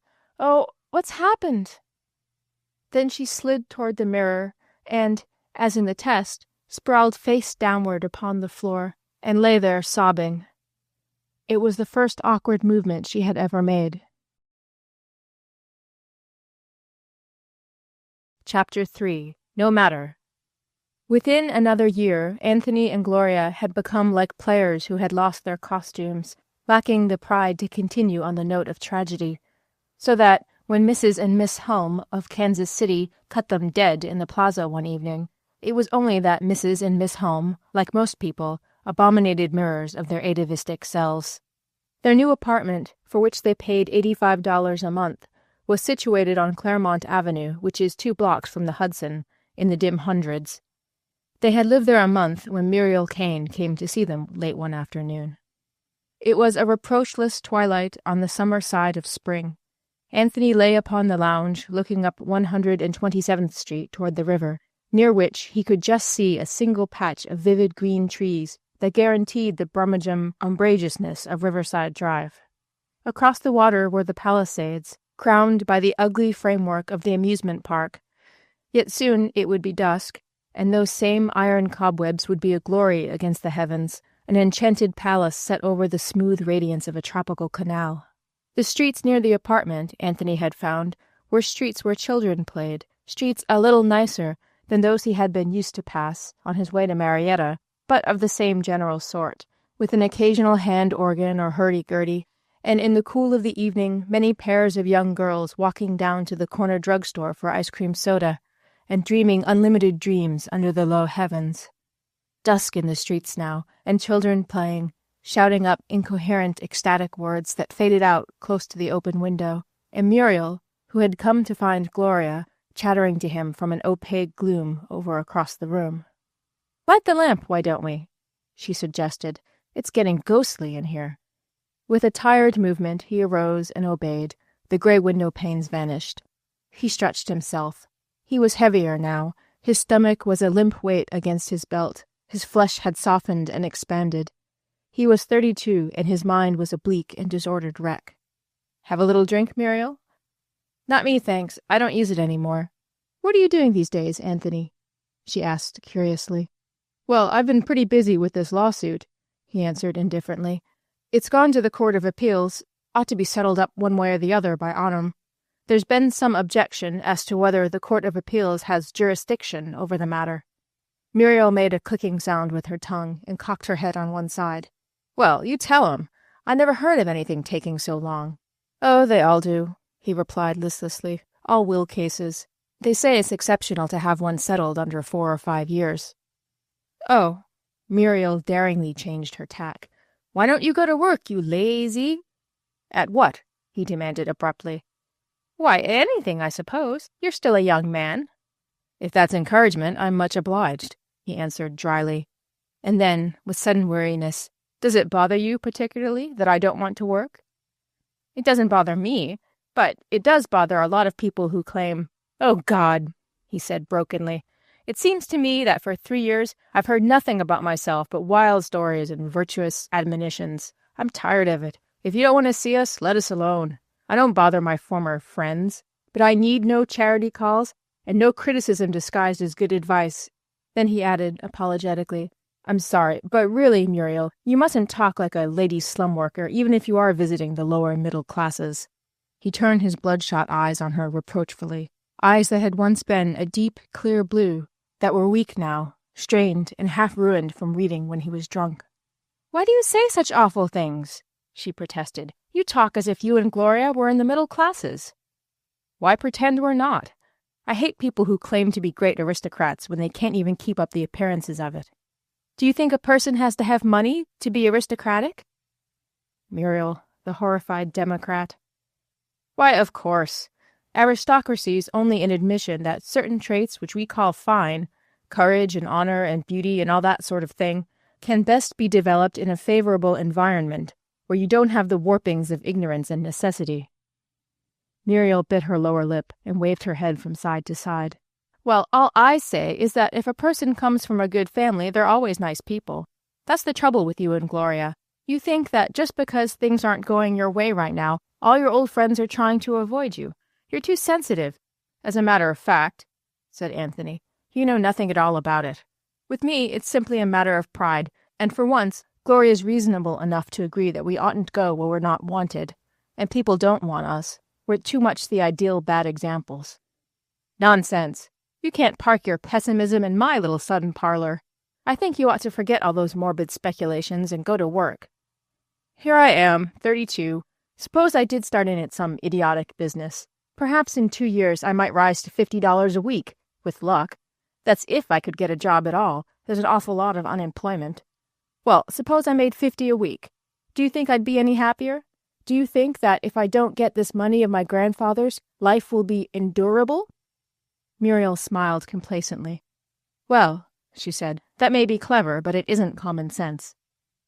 A few minutes later Gloria came in, seeming to bring with her into the room some dark color, indeterminate and rare. In a taciturn way, she was happy to see Muriel. She greeted Anthony with a casual, "Hi." "I've been talking philosophy with your husband," cried the irrepressible Miss Kane.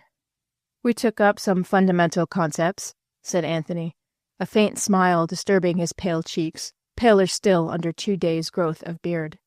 Oblivious to his irony, Muriel rehashed her contention. When she had done, Gloria said quietly, "Anthony's right. It's no fun to go around when you have the sense that people are looking at you in a certain way." He broke in plaintively, "Don't you think that when even Maury Noble, who was my best friend, won't come to see us, it's high time to stop calling people up?" Tears were standing in his eyes. "That was your fault about Maury Noble," said Gloria coolly. "It wasn't." "It most certainly was." Muriel intervened quickly. "I met a girl who knew Maury the other day, and she says he doesn't drink anymore. He's getting pretty cagey." "Doesn't?" "Practically not at all. He's making piles of money. He's sort of changed since the war. He's going to marry a girl in Philadelphia who has millions, Ceci Larrabee. Anyway, that's what the town tattle said. He's 33. said Anthony, thinking aloud. But it's odd to imagine his getting married. I used to think he was so brilliant. He was, murmured Gloria, in a way. But brilliant people don't settle down in business, or do they? Or what do they do? Or what becomes of everybody you used to know and have so much in common with? You drift apart, suggested Muriel with the appropriate dreamy look. They change, said Gloria. All the qualities that they don't use in their daily lives get cobwebbed up. The last thing he said to me, recollected Anthony, was that he was going to work so as to forget there was nothing worth working for. Muriel caught at this quickly. That's what you ought to do, she exclaimed triumphantly. Of course I shouldn't think anybody would want to work for nothing, but it'd give you something to do. What do you do with yourselves, anyway? Nobody ever sees you at Montmartre or anywhere. Are you economizing? Gloria laughed scornfully, glancing at Anthony from the corners of her eyes. Well, he demanded, what are you laughing at? You know what I'm laughing at, she answered coldly. At that case of whiskey? Yes. She turned to Muriel. He paid $75 for a case of whiskey yesterday. What if I did? It's cheaper that way than if you get it by the bottle. You needn't pretend that you won't drink any of it. At least I don't drink in the daytime. That's a fine distinction, he cried, springing to his feet in a weak rage. What's more, I'll be damned if you can hurl that at me every few minutes. It's true. It is not, and I'm getting sick of this eternal business of criticizing me before visitors. He had worked himself up to such a state that his arms and shoulders were visibly trembling. You'd think everything was my fault. You'd think you hadn't encouraged me to spend money, and spent a lot more on yourself than I ever did by a long shot. Now Gloria rose to her feet. I won't let you talk to me that way. All right, then. By heaven, you don't have to. In a sort of rush, he left the room. The two women heard his steps in the hall, and then the front door banged. Gloria sank back into her chair. Her face was lovely in the lamplight, composed, inscrutable. Oh, cried Muriel in distress. Oh, what is the matter? Nothing particularly. He's just drunk. Drunk? Why, he's perfectly sober. He talked. Gloria shook her head. Oh, no, he doesn't show it any more unless he can hardly stand up. And he talks all right until he gets excited. He talks much better than he does when he's sober. But he's been sitting here all day drinking, except for the time it took him to walk to the corner for a newspaper. Oh, how terrible! Muriel was sincerely moved, her eyes filled with tears. Has this happened much? Drinking, you mean? No, this, leaving you. Oh, yes, frequently. He'll come in about midnight, and weep and ask me to forgive him. And do you? I don't know. We just go on. The two women sat there in the lamplight and looked at each other, each in a different way helpless before this thing. Gloria was still pretty as she would ever be again. Her cheeks were flushed, and she was wearing a new dress that she had bought, imprudently, for $50. She had hoped she could persuade Anthony to take her out tonight, to a restaurant or even to one of the great, gorgeous moving picture palaces, where there would be a few people to look at her, at whom she could bear it to look in turn. She wanted this because she knew her cheeks were flushed, and because her dress was new and becomingly fragile. Only very occasionally, now, did they receive any invitations, but she did not tell these things to Muriel. Gloria, dear, I wish we could have dinner together, but I promised a man, and it's 7:30 already. I've got to tear. Oh, I couldn't anyway. In the first place, I've been ill all day. I couldn't eat a thing. After she had walked with Muriel to the door, Gloria came back into the room, turned out the lamp, and leaning her elbows on the window-sill, looked out at Palisades Park, where the brilliant revolving circle of the Ferris wheel was like a trembling mirror catching the yellow reflection of the moon. The street was quiet now. The children had gone in. Over the way she could see a family at dinner. Pointlessly, ridiculously, they rose and walked about the table. Seen thus, all that they did appeared incongruous. It was as though they were being jiggled carelessly and to no purpose by invisible overhead wires. She looked at her watch. It was 8 o'clock. She had been pleased for a part of the day, in the early afternoon, in walking along that Broadway of Harlem, 125th Street, with her nostrils alert to many odors, and her mind excited by the extraordinary beauty of some Italian children. It affected her curiously, as Fifth Avenue had affected her once, in the days when, with the placid confidence of beauty, she had known that it was all hers, every shop and all it held, every adult toy glittering in a window, all hers for the asking. Here on 125th Street, there were Salvation Army bands and spectrum-shawled old ladies on doorsteps, and sugary, sticky candy in the grimy hands of shiny-haired children, and the late sun striking down on the sides of the tall tenements, all very rich and racy and savory, like a dish by a provident French chef one could not help enjoying, even though one knew that the ingredients were probably leftovers. Gloria shuddered suddenly as a river siren came moaning over the dusky roofs, and leaning back in till the ghostly curtains fell from her shoulder, she turned on the electric lamp. It was growing late. She knew there was some change in her purse, and she considered whether she would go down and have some coffee and rolls, where the liberated subway made a roaring cave of Manhattan Street, or eat the deviled ham and bread in the kitchen. Her purse decided for her. It contained a nickel and 2 pennies. After an hour, the silence of the room had grown unbearable, and she found that her eyes were wandering from her magazine to the ceiling, toward which she stared without thought. Suddenly she stood up, hesitated for a moment, biting at her finger. Then she went to the pantry, took down a bottle of whiskey from the shelf, and poured herself a drink. She filled up the glass with ginger ale, and, returning to her chair, finished an article in the magazine. It concerned the last revolutionary widow, who, when a young girl, had married an ancient veteran of the Continental Army, and who had died in 1906. It seemed strange and oddly romantic to Gloria that she and this woman had been contemporaries.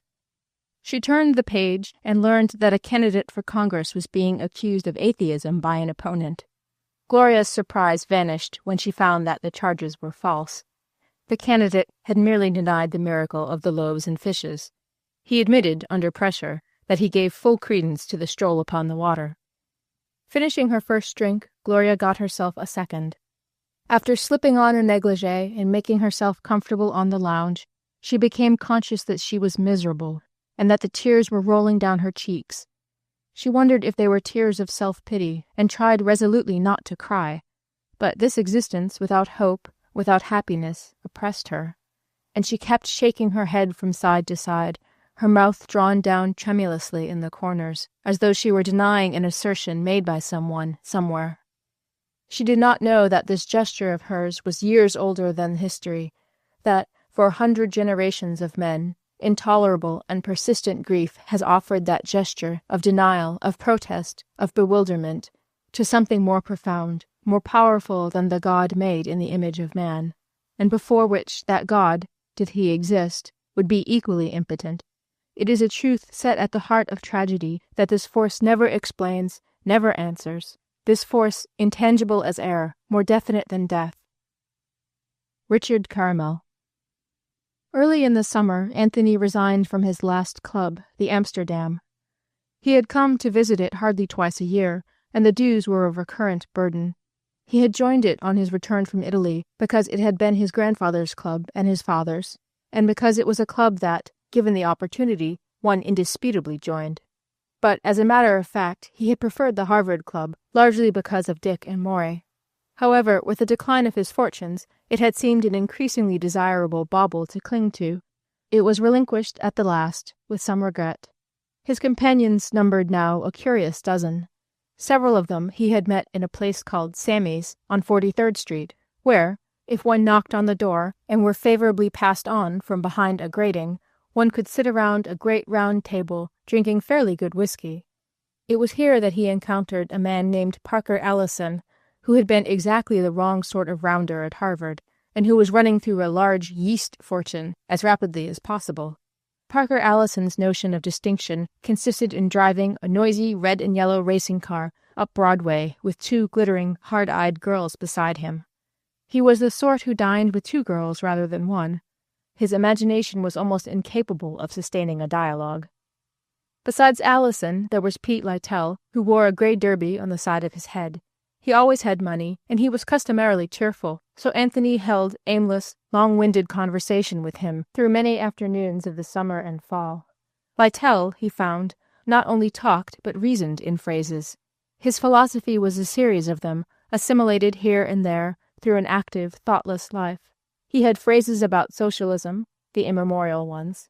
He had phrases pertaining to the existence of a personal deity, something about one time when he had been in a railroad accident.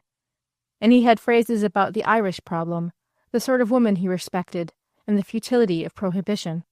The only time his conversation ever rose superior to these muddled clauses with which he interpreted the most rococo happenings in a life that had been more than usually eventful was when he got down to the detailed discussion of his most animal existence. He knew, to a subtlety, the foods, the liquor, and the women that he preferred. He was at once the commonest and most remarkable product of civilization. He was 9 out of 10 people that one passes on a city street, and he was a hairless ape with 24 tricks. He was the hero of 1,000 romances of life and art, and he was a virtual moron, performing staidly, yet absurdly, a series of complicated and infinitely astounding epics over a span of 80 years. With men such as these two, Anthony Patch drank and discussed and drank and argued. He liked them because they knew nothing about him, because they lived in the obvious and had not the faintest conception of the inevitable continuity of life. They sat not before a motion picture with consecutive reels, but at a musty, old-fashioned travelogue, with all values stark, and hence all implications confused. Yet they themselves were not confused, because there was nothing in them to be confused. They changed phrases from month to month, as they changed neckties. Anthony, the courteous, the subtle, the perspicacious, was drunk each day, in Sammy's with these men, in the apartment over a book, some book he knew, and, very rarely, with Gloria, who, in his eyes, had begun to develop the unmistakable outlines of a quarrelsome and unreasonable woman. She was not the Gloria of old, certainly, the Gloria who, had she been sick, would have preferred to inflict misery upon everyone around her rather than confess that she needed sympathy or assistance. She was not above whining now. She was not above being sorry for herself. Each night, when she prepared for bed, she smeared her face with some new unguent, which she hoped illogically would give back the glow and freshness to her vanishing beauty. When Anthony was drunk, he taunted her about this. When he was sober, he was polite to her, on occasions even tender. He seemed to show, for short hours, a trace of that old quality of understanding, too well to blame, that quality which was the best of him and had worked swiftly and ceaselessly toward his ruin. But he hated to be sober.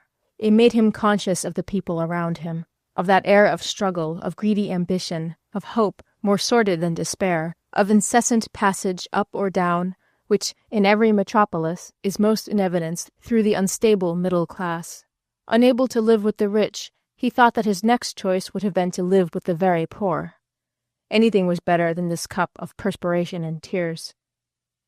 The sense of the enormous panorama of life, never strong in Anthony, had become dim almost to extinction. At long intervals now some incident, some gesture of Gloria's, would take his fancy, but the grey veils had come down in earnest upon him. As he grew older, those things faded. After that, there was wine. There was a kindliness about intoxication. There was that indescribable gloss and glamour it gave, like the memories of ephemeral and faded evenings.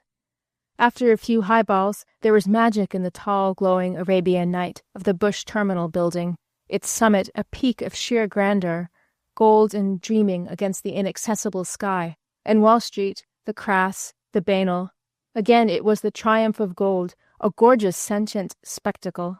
It was where the great kings kept the money for their wars. The fruit of youth or of the grape, the transitory magic of the brief passage from darkness to darkness, the old illusion that truth and beauty were in some way entwined.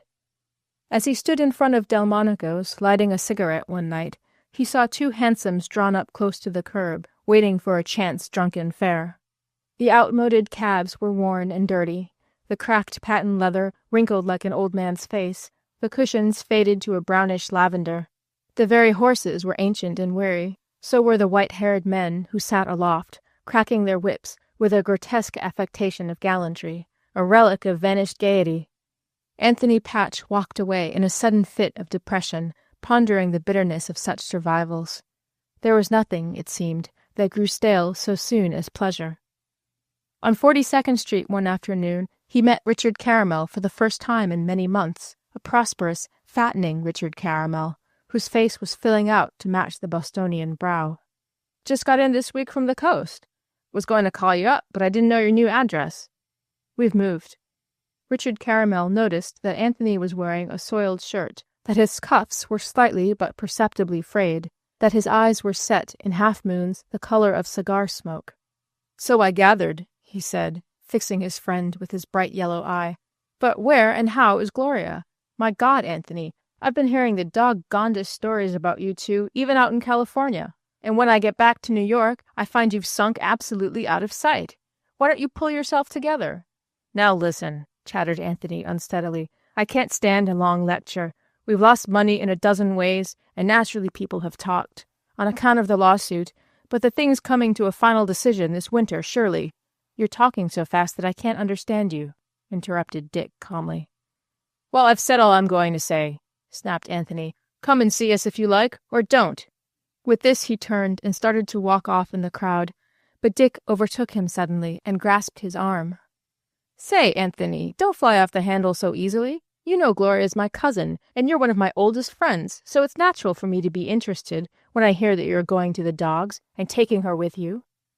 "I don't want to be preached to." "Well, then, all right. How about coming up to my apartment and having a drink? I've just got settled. I've bought 3 cases of Gordon gin from a revenue officer." As they walked along, he continued in a burst of exasperation. "And how about your grandfather's money? You going to get it?" "Well," answered Anthony resentfully, "that old fool Haight seems hopeful, especially because people are tired of reformers right now. You know, it might make a slight difference, for instance, if some judge thought that Adam Patch made it harder for him to get liquor." "You can't do without money," said Dick sententiously. "Have you tried to write any lately?" Anthony shook his head silently. "That's funny," said Dick. "I always thought that you and Maury would write some day, and now he's grown to be a sort of tight-fisted aristocrat, and I'm the bad example." "I wonder why." "You probably think you know," suggested Anthony, with an effort at concentration. "The failure and the success both believe in their hearts that they have accurately balanced points of view. The success because he's succeeded, and the failure because he's failed. The successful man tells his son to profit by his father's good fortune, and the failure tells his son to profit by his father's mistakes." "I don't agree with you," said the author of A Shaved Tale in France. "I used to listen to you and Maury when we were young, and I used to be impressed because you were so consistently cynical. But now, well, after all, by God, which of us 3 has taken to the intellectual life? I don't want to sound vainglorious, but it's me, and I've always believed that moral values existed, and I always will." "Well," objected Anthony, who was rather enjoying himself, "even granting that, you know that, in practice, life never presents problems as clear-cut, does it?" "It does to me. There's nothing I'd violate certain principles for." "But how do you know when you're violating them? You have to guess at things, just like most people do. You have to apportion the values when you look back. You finish up the portrait, then paint in the details and shadows." Dick shook his head with a lofty stubbornness. "Same old feudal cynic," he said. "It's just a mode of being sorry for yourself. You don't do anything, so nothing matters." "Oh, I'm quite capable of self-pity," admitted Anthony, "nor am I claiming that I'm getting as much fun out of life as you are." "You say, at least you used to, that happiness is the only thing worthwhile in life. Do you think you're any happier for being a pessimist?" Anthony grunted savagely. His pleasure in the conversation began to wane. He was nervous and craving for a drink. "My golly," he cried, "where do you live? I can't keep walking forever." "Your endurance is all mental, eh?" returned Dick sharply. "Well, I live right here." He turned in at the apartment house on 49th Street, and a few minutes later they were in a large new room with an open fireplace and 4 walls lined with books. A colored butler served them gin rickeys, and an hour vanished politely with the mellow shortening of their drinks and the glow of a light mid-autumn fire. "The arts are very old," said Anthony after a while. With the few glasses, the tension of his nerves relaxed, and he found that he could think again. "Which art?" "All of them. Poetry is dying fast. It'll be absorbed into prose sooner or later. For instance, the beautiful word, the colored and glittering word, and the beautiful simile belong in prose now. To get attention, poetry has got to strain for the unusual word, the harsh, earthy word that's never been beautiful before. Beauty is the sum of several beautiful parts, reached its apotheosis in Swinburne. It can't go any further, except in the novel, perhaps." Dick interrupted him impatiently. You know, these new novels make me tired. My God, everywhere I go, some silly girl asks me if I've read This Side of Paradise. Are our girls really like that? If it's true to life, which I don't believe, the next generation is going to the dogs. I'm sick of all this shoddy realism. I think there's a place for the romanticist in literature. Anthony tried to remember what he had read lately of Richard Caramel's. There was A Shaved Tale in France, a novel called The Land of Strong Men, and several dozen short stories which were even worse. It had become the custom among young and clever reviewers to mention Richard Caramel with a smile of scorn. Mr. Richard Caramel, they called him. His corpse was dragged obscenely through every literary supplement. He was accused of making a great fortune by writing trash for the movies. As the fashion in books shifted, he was becoming almost a byword of contempt. While Anthony was thinking this, Dick had got to his feet and seemed to be hesitating at an avowal. "I've gathered quite a few books," he said suddenly. "So I see. I've made an exhaustive collection of good American stuff, old and new. I don't mean the usual Longfellow Whittier thing. In fact, most of it's modern." He stepped to one of the walls, and, seeing that it was expected of him, Anthony arose and followed. "Look!" Under a printed tag Americana, he displayed 6 long rows of books, beautifully bound and, obviously, carefully chosen. "And here are the contemporary novelists." Then Anthony saw the joker.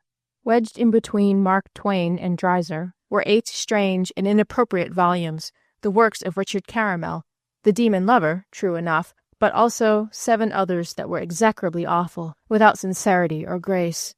Unwillingly, Anthony glanced at Dick's face and caught a slight uncertainty there.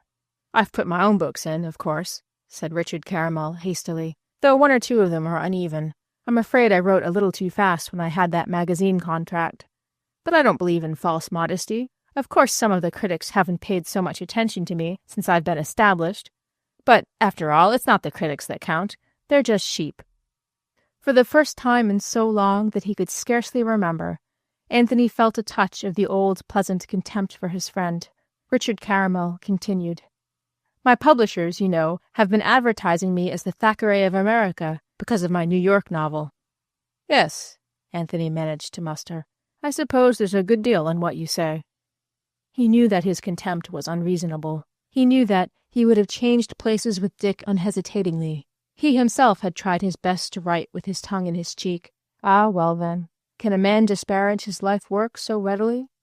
And that night, while Richard Caramel was hard at toil, with great hittings of the wrong keys and screwings up of his weary, unmatched eyes, laboring over his trash far into those cheerless hours when the fire dies down and the head is swimming from the effect of prolonged concentration, Anthony, abominably drunk, was sprawled across the back seat of a taxi on his way to the flat on Claremont Avenue. The beating. As winter approached, it seemed that a sort of madness seized upon Anthony. He awoke in the morning so nervous that Gloria could feel him trembling in the bed before he could muster enough vitality to stumble into the pantry for a drink. He was intolerable now, except under the influence of liquor, and as he seemed to decay and coarsen under her eyes, Gloria's soul and body shrank away from him. When he stayed out all night, as he did several times, she not only failed to be sorry, but even felt a measure of dismal relief. Next day he would be faintly repentant, and would remark, in a gruff, hang-dog fashion, that he guessed he was drinking a little too much. For hours at a time he would sit in the great armchair that had been in his apartment, lost in a sort of stupor. Even his interest in reading his favorite books seemed to have departed, and though an incessant bickering went on between husband and wife, the one subject upon which they ever really conversed was the progress of the will case. What Gloria hoped in the tenebrous depths of her soul, what she expected that great gift of money to bring about, is difficult to imagine. She was being bent by her environment into a grotesque similitude of a housewife. She, who until 3 years before had never made coffee, prepared sometimes 3 meals a day. She walked a great deal in the afternoons, and in the evenings she read, books, magazines, anything she found at hand. If now she wished for a child, even a child of the Anthony who sought her bed blind drunk, she neither said so, nor gave any show or sign of interest in children. It is doubtful if she could have made it clear to anyone what it was she wanted, or indeed what there was to want. A lonely, lovely woman, 30 now, retrenched behind some impregnable inhibition, born and coexistent with her beauty. One afternoon, when the snow was dirty again along Riverside Drive, Gloria, who had been to the grocer's, entered the apartment to find Anthony pacing the floor in a state of aggravated nervousness. The feverish eyes he turned on her were traced with tiny pink lines that reminded her of rivers on a map. For a moment, she received the impression that he was suddenly and definitely old. "Have you any money?"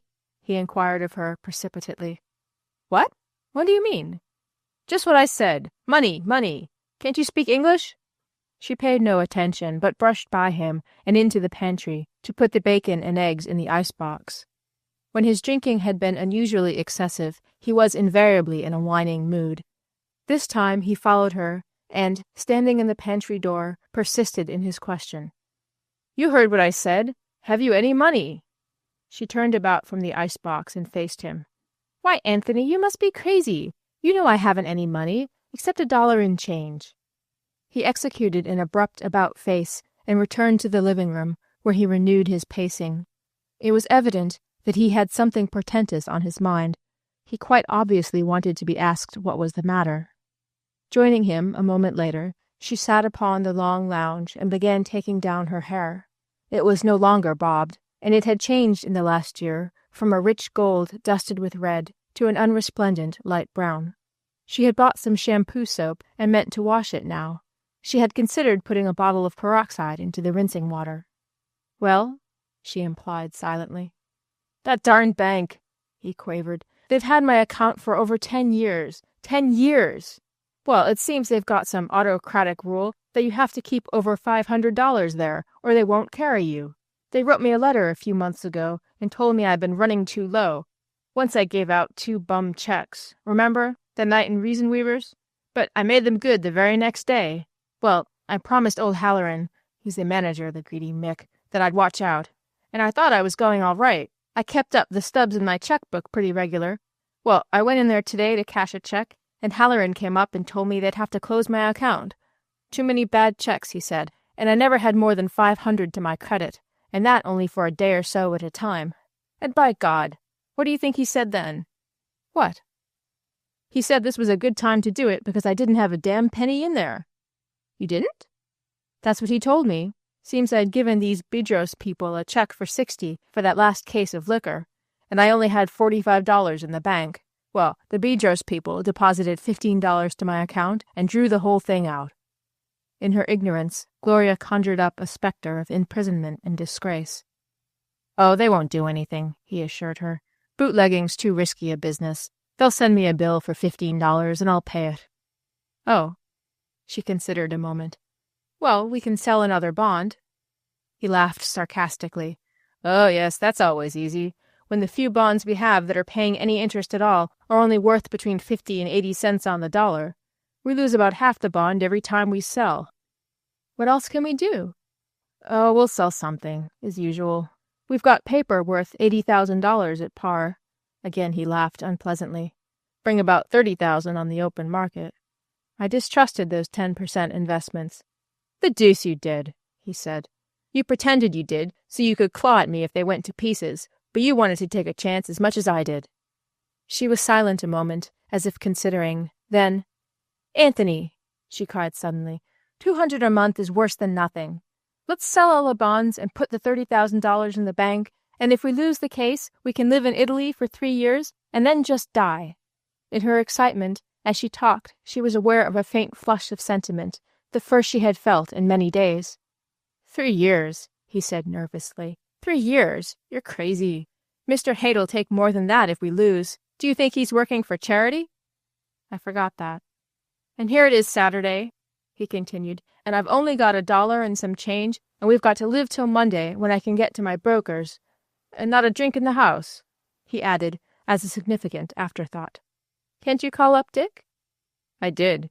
His man says he's gone down to Princeton to address a literary club or some such thing. Won't be back till Monday." "Well, let's see. Don't you know some friend you might go to?" "I've tried a couple of fellows. Couldn't find anybody in." I wish I'd sold that Keats letter like I started to last week. How about those men you play cards with in that Sammy place? Do you think I'd ask them? His voice rang with righteous horror. Gloria winced.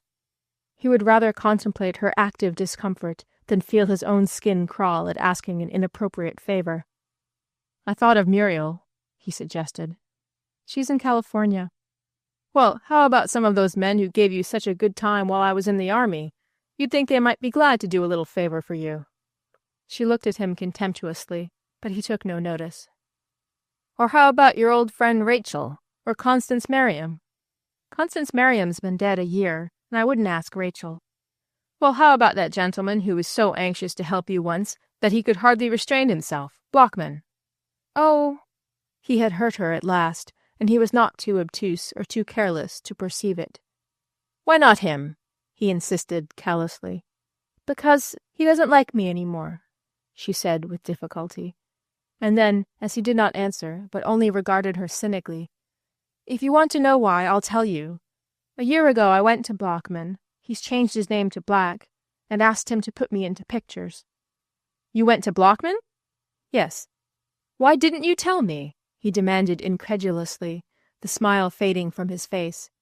Because you were probably off drinking somewhere. He had them give me a test, and they decided that I wasn't young enough for anything except a character part. A character part? A woman of 30 sort of thing. I wasn't 30, and I didn't think I looked 30. Why, damn him! Cried Anthony, championing her violently, with a curious perverseness of emotion. Why? Well, that's why I can't go to him. Why, the insolence! Insisted Anthony nervously. The insolence! Anthony, that doesn't matter now. The thing is, we've got to live over Sunday, and there's nothing in the house but a loaf of bread and a half-pound of bacon and 2 eggs for breakfast. She handed him the contents of her purse. There's 70, 80, $1.15. With what you have, that makes about 2.5 altogether, doesn't it? Anthony, we can get along on that. We can buy lots of food with that. More than we can possibly eat. Jiggling the change in his hand, he shook his head. No, I've got to have a drink. I'm so darn nervous that I'm shivering. A thought struck him. Perhaps Sammy'd cash a check, and then Monday I could rush down to the bank with the money. But they've closed your account. That's right, I'd forgotten. I'll tell you what, I'll go down to Sammy's, and I'll find somebody there who'll lend me something. I hate like the devil to ask them, though. He snapped his fingers suddenly. I know what I'll do. I'll hawk my watch. I can get $20 on it and get it back before Monday for 60 cents extra. It's been hawked before, when I was at Cambridge. He had put on his overcoat, and with a brief goodbye, he started down the hall toward the outer door. Gloria got to her feet. It had suddenly occurred to her where he would probably go first. Anthony, she called after him, hadn't you better leave $2 with me? You'll only need car fare. The outer door slammed. He had pretended not to hear her. She stood for a moment, looking after him. Then she went into the bathroom among her tragic unguents and began preparations for washing her hair. Down at Sammy's, he found Parker Allison and Pete Lytell sitting alone at a table, drinking whiskey sours. It was just after 6 o'clock, and Sammy, or Samuel Bendiri, as he had been christened, was sweeping an accumulation of cigarette butts and broken glass into a corner. "Hi, Tony," called Parker Allison to Anthony. Sometimes he addressed him as Tony. At other times it was Dan. To him, all Anthonys must sail under one of these diminutives. "Sit down. What'll you have?" On the subway, Anthony had counted his money and found that he had almost $4. He could pay for 2 rounds at 50 cents a drink, which meant that he would have 6 drinks. Then he would go over to 6th Avenue and get $20 and a pawn ticket in exchange for his watch. "Well, roughnecks," he said jovially, "how's the life of crime?" "Pretty good," said Allison. He winked at Pete Lytell. "Too bad you're a married man. We've got some pretty good stuff lined up for about 11 o'clock when the show's let out. Oh, boy. Yes, sir. Too bad he's married, isn't it, Pete? It's a shame." At 7:30, when they had completed the 6 rounds, Anthony found that his intentions were giving audience to his desires. He was happy and cheerful now, thoroughly enjoying himself. It seemed to him that the story which Pete had just finished telling was unusually and profoundly humorous, and he decided, as he did every day at about this point, that they were damn good fellows, by golly, who would do a lot more for him than anyone else he knew. The pawn shops would remain open until late Saturday nights, and he felt that if he took just one more drink, he would attain a gorgeous rose-colored exhilaration. Artfully, he fished in his vest pockets, brought up his 2 quarters, and stared at them as though in surprise. "Well, I'll be darned," he protested in an aggrieved tone. "Here I've come out without my pocketbook." "Need some cash?" asked Lytell easily. "I left my money on the dresser at home, and I wanted to buy you another drink." "Oh, knock it." Lytell waved the suggestion away disparagingly. "I guess we can blow a good fella to all the drinks he wants. What do you have? Same?" "I tell you," suggested Parker Allison, "suppose we send Sammy across the street for some sandwiches and eat dinner here." The other 2 agreed. "Good idea. Hey, Sammy, why don't you do something for us?" Just after 9 o'clock, Anthony staggered to his feet and, bidding them a thick good night, walked unsteadily to the door, handing Sammy one of his 2 quarters as he passed out. Once in the street, he hesitated uncertainly, and then started in the direction of 6th Avenue, where he remembered to have frequently passed several loan offices. He went by a newsstand and 2 drugstores, and then he realized that he was standing in front of the place which he sought, and that it was shut and barred. Unperturbed, he continued. Another one, half a block down, was also closed. So were 2 more across the street, and a 5th in the square below. Seeing a faint light in the last one, he began to knock on the glass door. He desisted only when a watchman appeared in the back of the shop and motioned him angrily to move on. With growing discouragement, with growing befuddlement, he crossed the street and walked back toward 43rd. On the corner near Sammy's he paused, undecided. If he went back to the apartment, as he felt his body required, he would lay himself open to bitter reproach. Yet, now that the pawnshops were closed, he had no notion where to get the money. He decided finally that he might ask Parker Allison after all. But he approached Sammy's only to find the door locked and the lights out. He looked at his watch. 9:30. He began walking. 10 minutes later, he stopped aimlessly at the corner of 43rd and Madison Avenue, diagonally across from the bright but nearly deserted entrance to the Biltmore Hotel. Here he stood for a moment, and then sat down heavily on a damp board amid some debris of construction work. He rested there for almost half an hour, his mind a shifting pattern of surface thoughts, chiefest among which were that he must obtain some money and get home before he became too sodden to find his way. Then, glancing over toward the Biltmore, he saw a man standing directly under the overhead glow of the porte cochere lamps beside a woman in an ermine coat. As Anthony watched, the couple moved forward and signaled to a taxi. Anthony perceived, by the infallible identification that lurks in the walk of a friend, that it was Maury Noble. He rose to his feet. "Maury!" he shouted. Maury looked in his direction, then turned back to the girl just as the taxi came up into place. With the chaotic idea of borrowing $10, Anthony began to run as fast as he could across Madison Avenue and along 43rd Street. As he came up, Maury was standing beside the yawning door of the taxicab. His companion turned and looked curiously at Anthony. "Hello, Maury," he said, holding out his hand. "How are you?" "Fine, thank you." Their hands dropped, and Anthony hesitated. Maury made no move to introduce him, but only stood there regarding him with an inscrutable feline silence. "I wanted to see you," began Anthony uncertainly. He did not feel that he could ask for a loan with the girl not 4 feet away, so he broke off and made a perceptible motion of his head, as if to beckon Maury to one side. "I'm in rather a big hurry, Anthony." "I know, but can you... Again he hesitated. "I'll see you some other time," said Maury. "It's important." "I'm sorry, Anthony." Before Anthony could make up his mind to blurt out his request, Maury had turned coolly to the girl, helped her into the car, and, with a polite "good evening," stepped in after her.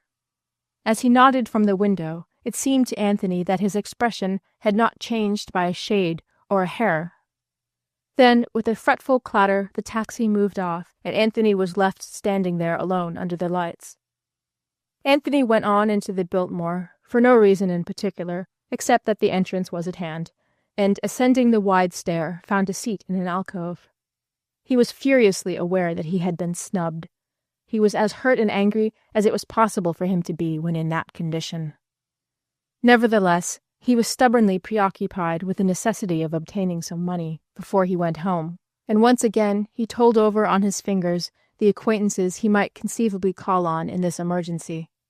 He thought, eventually, that he might approach Mr. Howland, his broker, at his home. After a long wait, he found that Mr. Howland was out. He returned to the operator, leaning over her desk and fingering his quarter as though loath to leave unsatisfied. "Call Mr. Blockman," he said suddenly. His own words surprised him. The name had come from some crossing of two suggestions in his mind. "What's the number, please?" Scarcely conscious of what he did, Anthony looked up Joseph Blockman in the telephone directory. He could find no such person, and was about to close the book when it flashed into his mind that Gloria had mentioned a change of name. It was the matter of a minute to find Joseph Black. Then he waited in the booth while Central dialed the number. "Hello, Mr. Blockman? Mr. Blackian?" "No, he's out this evening. Is there any message?" The intonation was Cockney. It reminded him of the rich vocal deferences of Bounds. "Where is he?" "Why, who is this, please, sir?" "This Mr. Patch. Matter of vital importance." "Why, he's with a party at the Bull Mitch, sir." "Thanks."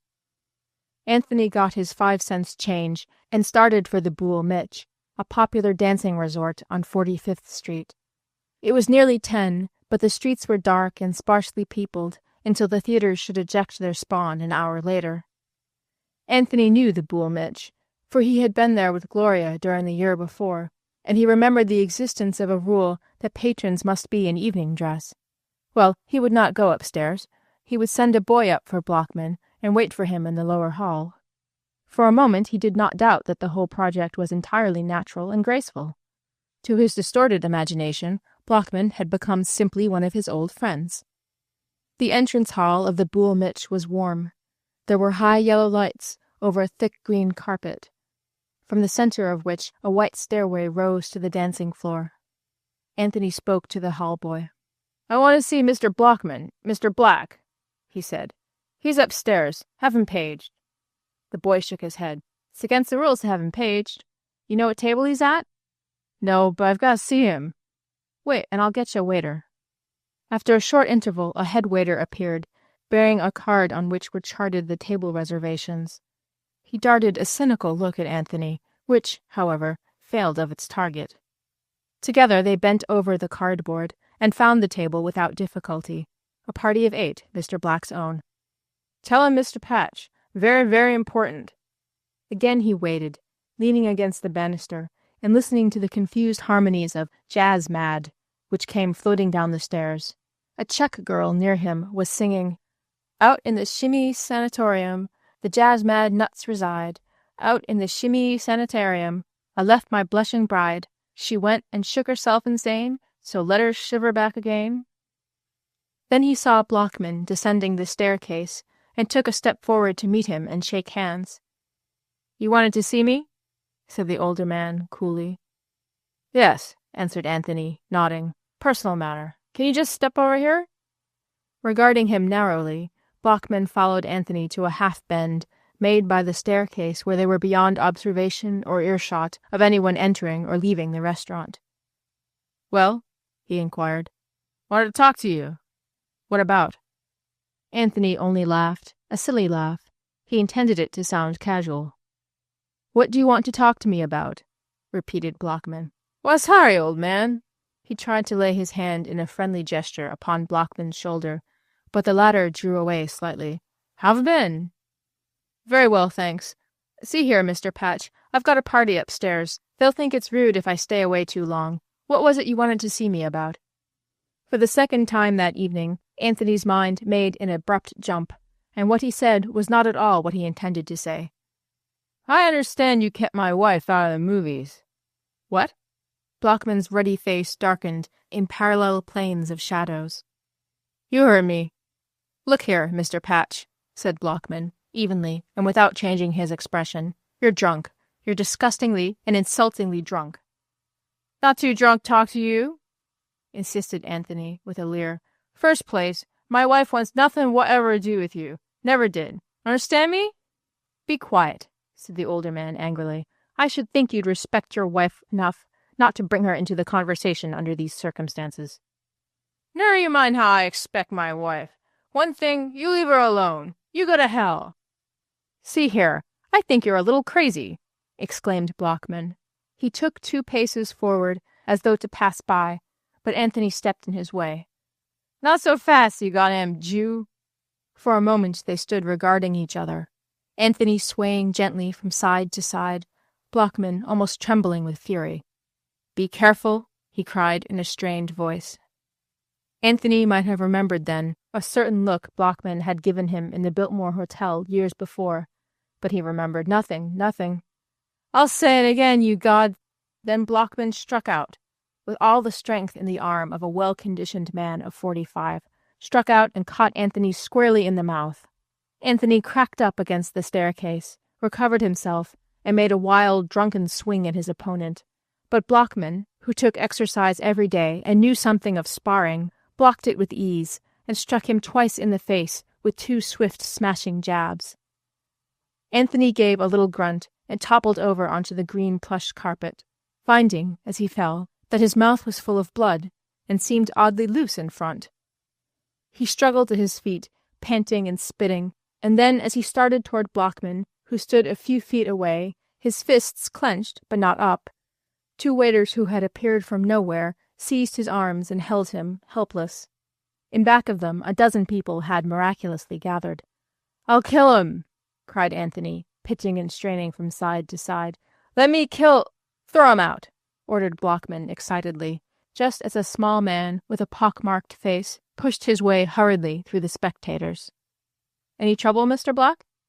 This bum tried to blackmail me, said Blockman, and then, his voice rising to a faintly shrill note of pride, he got what was coming to him. The little man turned to a waiter. Call a policeman, he commanded. Oh no, said Blockman quickly. I can't be bothered. Just throw him out in the street. Ugh, what an outrage. He turned and with conscious dignity walked toward the washroom, just as 6 brawny hands seized upon Anthony and dragged him toward the door. The bum was propelled violently to the sidewalk, where he landed on his hands and knees with a grotesque slapping sound and rolled over slowly onto his side. The shock stunned him. He lay there for a moment in acute, distributed pain. Then his discomfort became centralized in his stomach, and he regained consciousness to discover that a large foot was prodding him. You've got to move on, you bum, move on. It was the bulky doorman speaking. A town car had stopped at the curb, and its occupants had disembarked. That is, 2 of the women were standing on the dashboard, waiting in offended delicacy until this obscene obstacle should be removed from their path. Move on, or else I'll throw you on. Here, I'll get him. This was a new voice. Anthony imagined that it was somehow more tolerant, better disposed than the first. Again arms were about him, half lifting, half dragging him into a welcome shadow 4 doors up the street, and propping him against the stone front of a millinery shop. Much obliged, muttered Anthony feebly. Someone pushed his soft hat down upon his forehead, and he winced. Just sit still, buddy, and you'll feel better. Those guys sure gave you a bump. I'm going back and kill that dirty— He tried to get to his feet, but collapsed backward against the wall. You can't do nothing now, came the voice. Get him some other time. I'm telling you straight, ain't I? I'm helping you. Anthony nodded. And you better go home. You dropped a tooth tonight, buddy, you know that? Anthony explored his mouth with his tongue, verifying the statement. Then, with an effort, he raised his hand and located the gap. I'm a-going to get you home, friend. Whereabouts do you live? Oh, by God, interrupted Anthony, clenching his fists passionately. I'll show the dirty bunch. You help me show 'em and I'll fix it with you. My grandfather's Adam Patch of Tarrytown. Who? Adam Patch, by God. You want to go all the way to Tarrytown? No. Well, you tell me where to go, friend, and I'll get a cab. Anthony made out that his Samaritan was a short, broad-shouldered individual, somewhat the worse for wear. Sodden and shaken as he was, Anthony felt that his address would be poor collateral for his wild boast about his grandfather. "Give me a cab," he commanded, feeling in his pockets. A taxi drove up. Again, Anthony essayed to rise, but his ankle swung loose, as though it were in two sections. The Samaritan must needs help him in, and climb in after him. "See here, fella," said he, "you're soused, and you're bunged up, and you won't be able to get in your house lest somebody carries you in, so I'm going with you. And I know you'll make it all right with me. Where do you live?" With some reluctance, Anthony gave his address. Then, as the cab moved off, he leaned his head against the man's shoulder and went into a shadowy, painful torpor. When he awoke, the man had lifted him from the cab in front of the apartment on Claremont Avenue and was trying to set him on his feet. "Can you walk?" "Yes, sort of. You better not come in with me." Again he felt hopelessly in his pockets. "Say," he continued, apologetically, swaying dangerously on his feet, "I'm afraid I haven't got a cent." "Huh?" "I'm cleaned out." "Say, didn't I hear you promise you'd fix it with me? Who's going to pay the taxi bill?" He turned to the driver for confirmation. "Didn't you hear him say he'd fix it? All that about his grandfather?" "Matter of fact," muttered Anthony imprudently, "it was you did all the talking. However, if you come round tomorrow—" At this point, the taxi driver leaned from his cab and said ferociously, "Ah, poke him one, the dirty cheapskate. If he wasn't a bum, they wouldn't have throwed him out." In answer to this suggestion, the fist of the Samaritan shot out like a battering ram and sent Anthony crashing down against the stone steps of the apartment house, where he lay without movement while the tall buildings rocked to and fro above him. After a long while he awoke and was conscious that it had grown much colder. He tried to move himself, but his muscles refused to function. He was curiously anxious to know the time, but he reached for his watch, only to find the pocket empty. Involuntarily his lips formed an immemorial phrase, "What a night." Strangely enough, he was almost sober. Without moving his head, he looked up to where the moon was anchored in mid-sky, shedding light down into Claremont Avenue, as into the bottom of a deep and uncharted abyss. There was no sign or sound of life, save for the continuous buzzing in his own ears. But after a moment, Anthony himself broke the silence with a distinct and peculiar murmur. It was the sound that he had consistently attempted to make back there in the Bull Mitch, when he had been face to face with Blockman, the unmistakable sound of ironic laughter. And on his torn and bleeding lips, it was like a pitiful retching of the soul. 3 weeks later, the trial came to an end. The seemingly endless spool of legal red tape, having unrolled over a period of 3 or 4 years, suddenly snapped off. Anthony and Gloria, and, on the other side, Edward Shuttleworth and a platoon of beneficiaries, testified and lied and ill-behaved generally in varying degrees of greed and desperation. Anthony awoke one morning in March, realizing that the verdict was to be given at 4 that afternoon, and at the thought, he got up out of his bed and began to dress. With his extreme nervousness, there was mingled an unjustified optimism as to the outcome. He believed that the decision of the lower court would be reversed, if only because of the reaction, due to excessive prohibition, that had recently set in against reforms and reformers. He counted more on the personal attacks that they had leveled at Shuttleworth than on the more sheerly legal aspects of the proceedings. Dressed, he poured himself a drink of whiskey and then went into Gloria's room, where he found her already wide awake. She had been in bed for a week, humoring herself, Anthony fancied, though the doctor had said that she had best not be disturbed. "Good morning," she murmured without smiling. Her eyes seemed unusually large and dark. "How do you feel?" he asked grudgingly. "Better?" "Yes." "Much?" "Yes." "Do you feel well enough to go down to court with me this afternoon?" She nodded. "Yes, I want to. Dick said yesterday that if the weather was nice, he was coming up in his car and take me for a ride in Central Park. And look, the room's all full of sunshine." Anthony glanced mechanically out the window, and then sat down upon the bed. "God, I'm nervous," he exclaimed. "Please don't sit there," she said quickly. "Why not?" "You smell of whiskey. I can't stand it." He got up absent-mindedly and left the room. A little later she called to him, and he went out and brought her some potato salad and cold chicken from the delicatessen. At 2:00, Richard Caramel's car arrived at the door, and when he phoned up, Anthony took Gloria down in the elevator and walked with her to the curb. She told her cousin that it was sweet of him to take her riding. "Don't be simple," Dick replied disparagingly. "It's nothing." But he did not mean that it was nothing, and this was a curious thing. Richard Caramel had forgiven many people for many offenses, but he had never forgiven his cousin, Gloria Gilbert, for a statement she had made just prior to her wedding 7 years before. She had said that she did not intend to read his book. Richard Caramel remembered this. He had remembered it well for 7 years. "What time will I expect you back?" asked Anthony. "We won't come back," she answered. "We'll meet you down there at 4.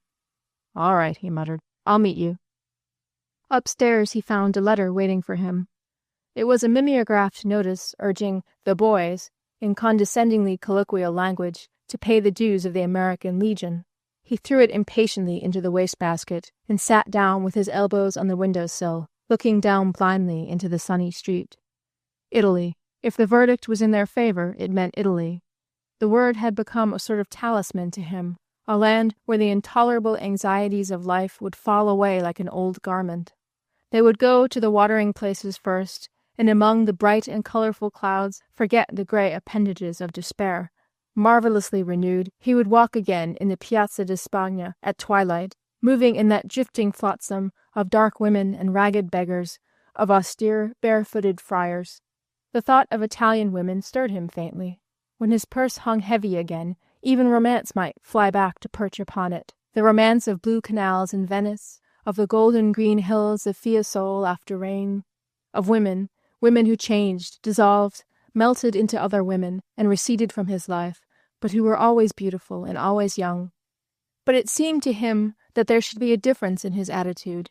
All the distress that he had ever known, the sorrow and the pain, had been because of women. It was something that, in different ways, they did to him, unconsciously, almost casually. Perhaps finding him tender-minded and afraid, they killed the things in him that menaced their absolute sway.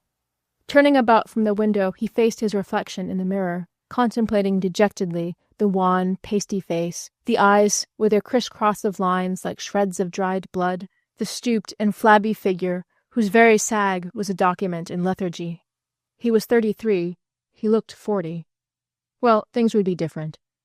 The doorbell rang abruptly, and he started as though he had been dealt a blow. Recovering himself, he went into the hall and opened the outer door. It was Dot. The encounter. He retreated before her into the living room, comprehending only a word here and there in the slow flood of sentences that poured from her steadily, one after the other, in a persistent monotone. She was decently and shabbily dressed. A somehow pitiable little hat, adorned with pink and blue flowers, covered and hid her dark hair. He gathered from her words that several days before she had seen an item in the paper concerning the lawsuit, and had obtained his address from the clerk of the appellate division. She had called up the apartment, and had been told that Anthony was out by a woman to whom she had refused to give her name. In the living room he stood by the door regarding her with a sort of stupefied horror as she rattled on. His predominant sensation was that all the civilization and convention around him was curiously unreal. She was in a milliner's shop in 6th Avenue, she said. It was a lonesome life. She had been sick for a long while after he left for Camp Mills. Her mother had come down and taken her home again to Carolina. She had come to New York with the idea of finding Anthony. She was appallingly in earnest.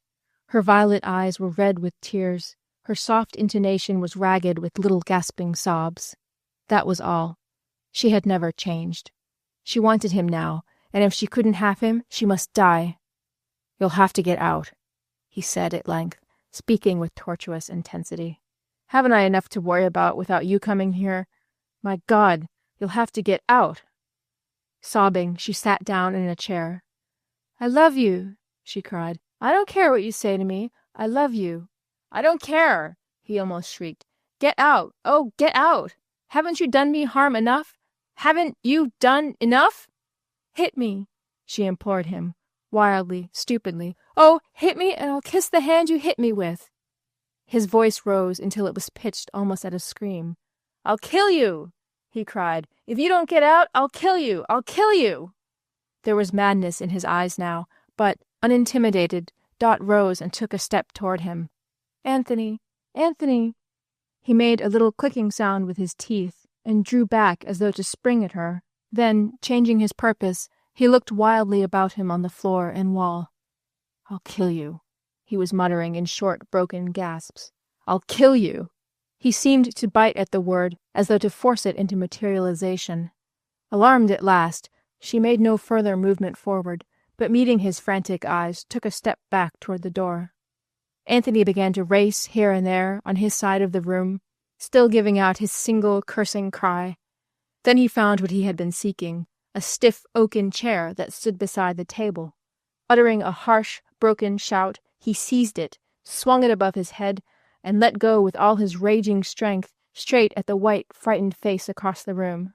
Then a thick, impenetrable darkness came down upon him and blotted out thought, rage, and madness together. With almost a tangible snapping sound, the face of the world changed before his eyes. Gloria and Dick came in at 5 and called his name. There was no answer. They went into the living room and found a chair with its back smashed, lying in the doorway. And they noticed that all about the room there was a sort of disorder.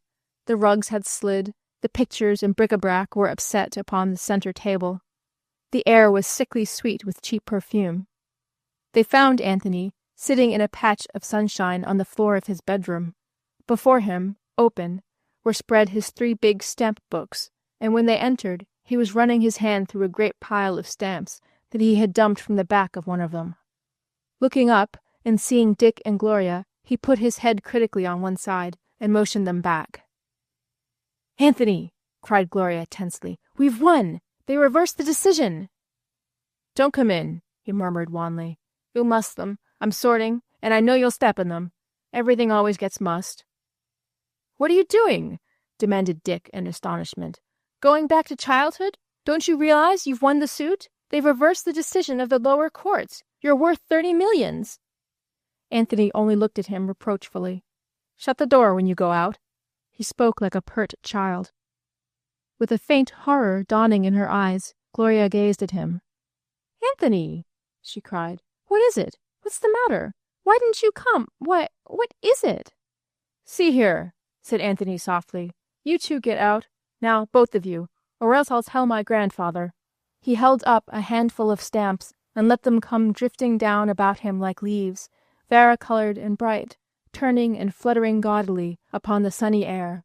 Stamps of England and Ecuador, Venezuela and Spain, Italy. Together with the sparrows. That exquisite heavenly irony which has tabulated the demise of so many generations of sparrows doubtless records the subtlest verbal inflections of the passengers of such ships as the Berengaria, and doubtless it was listening when the young man in the plaid cap crossed the deck quietly and spoke to the pretty girl in yellow. "That's him," he said, pointing to a bundled figure seated in a wheelchair near the rail. "That's Anthony Patch. First time he's been on deck." "Oh, that's him?" "Yes. He's been a little crazy, they say, ever since he got his money 4 or 5 months ago. You see, the other fellow, Shuttleworth, the religious fellow, the one that didn't get the money, he locked himself up in a room in a hotel and shot himself." "Oh, he did?" "But I guess Anthony Patch don't care much. He got his 30 million, and he's got his private physician along, in case he doesn't feel just right about it." "Has she been on deck?" he asked. The pretty girl in yellow looked around cautiously. "She was here a minute ago. She had on a Russian sable coat that must have cost a small fortune." She frowned, and then added decisively, "I can't stand her, you know. She seems sort of dyed and unclean, if you know what I mean. Some people just have that look about them, whether they are or not." "Sure, I know," agreed the man with the plaid cap. "She's not bad looking, though." He paused. "Wonder what he's thinking about. His money, I guess. Or maybe he's got remorse about that fellow Shuttleworth." "Probably." But the man in the plaid cap was quite wrong. Anthony Patch, sitting near the rail and looking out at the sea, was not thinking of his money, for he had seldom in his life been really preoccupied with material vainglory, nor of Edward Shuttleworth, for it is best to look on the sunny side of these things. No, he was concerned with a series of reminiscences, much as a general might look back upon a successful campaign and analyze his victories. He was thinking of the hardships, the insufferable tribulations he had gone through. They had tried to penalize him for the mistakes of his youth. He had been exposed to ruthless misery. His very craving for romance had been punished. His friends had deserted him. Even Gloria had turned against him. He had been alone, facing it all. Only a few months before, people had been urging him to give in, to submit to mediocrity, to go to work. But he had known that he was justified in his way of life, and he had stuck it out stanchly. Why, the very friends who had been most unkind had come to respect him, to know he had been right all along. Had not the Lacys and the Merediths and the Cartwright-Smiths called on Gloria and him at the Ritz-Carlton just a week before they sailed? Great tears stood in his eyes, and his voice was tremulous as he whispered to himself. "I showed them," he was saying. "It was a hard fight, but I didn't give up, and I came through." End of The Beautiful and Damned by F. Scott Fitzgerald.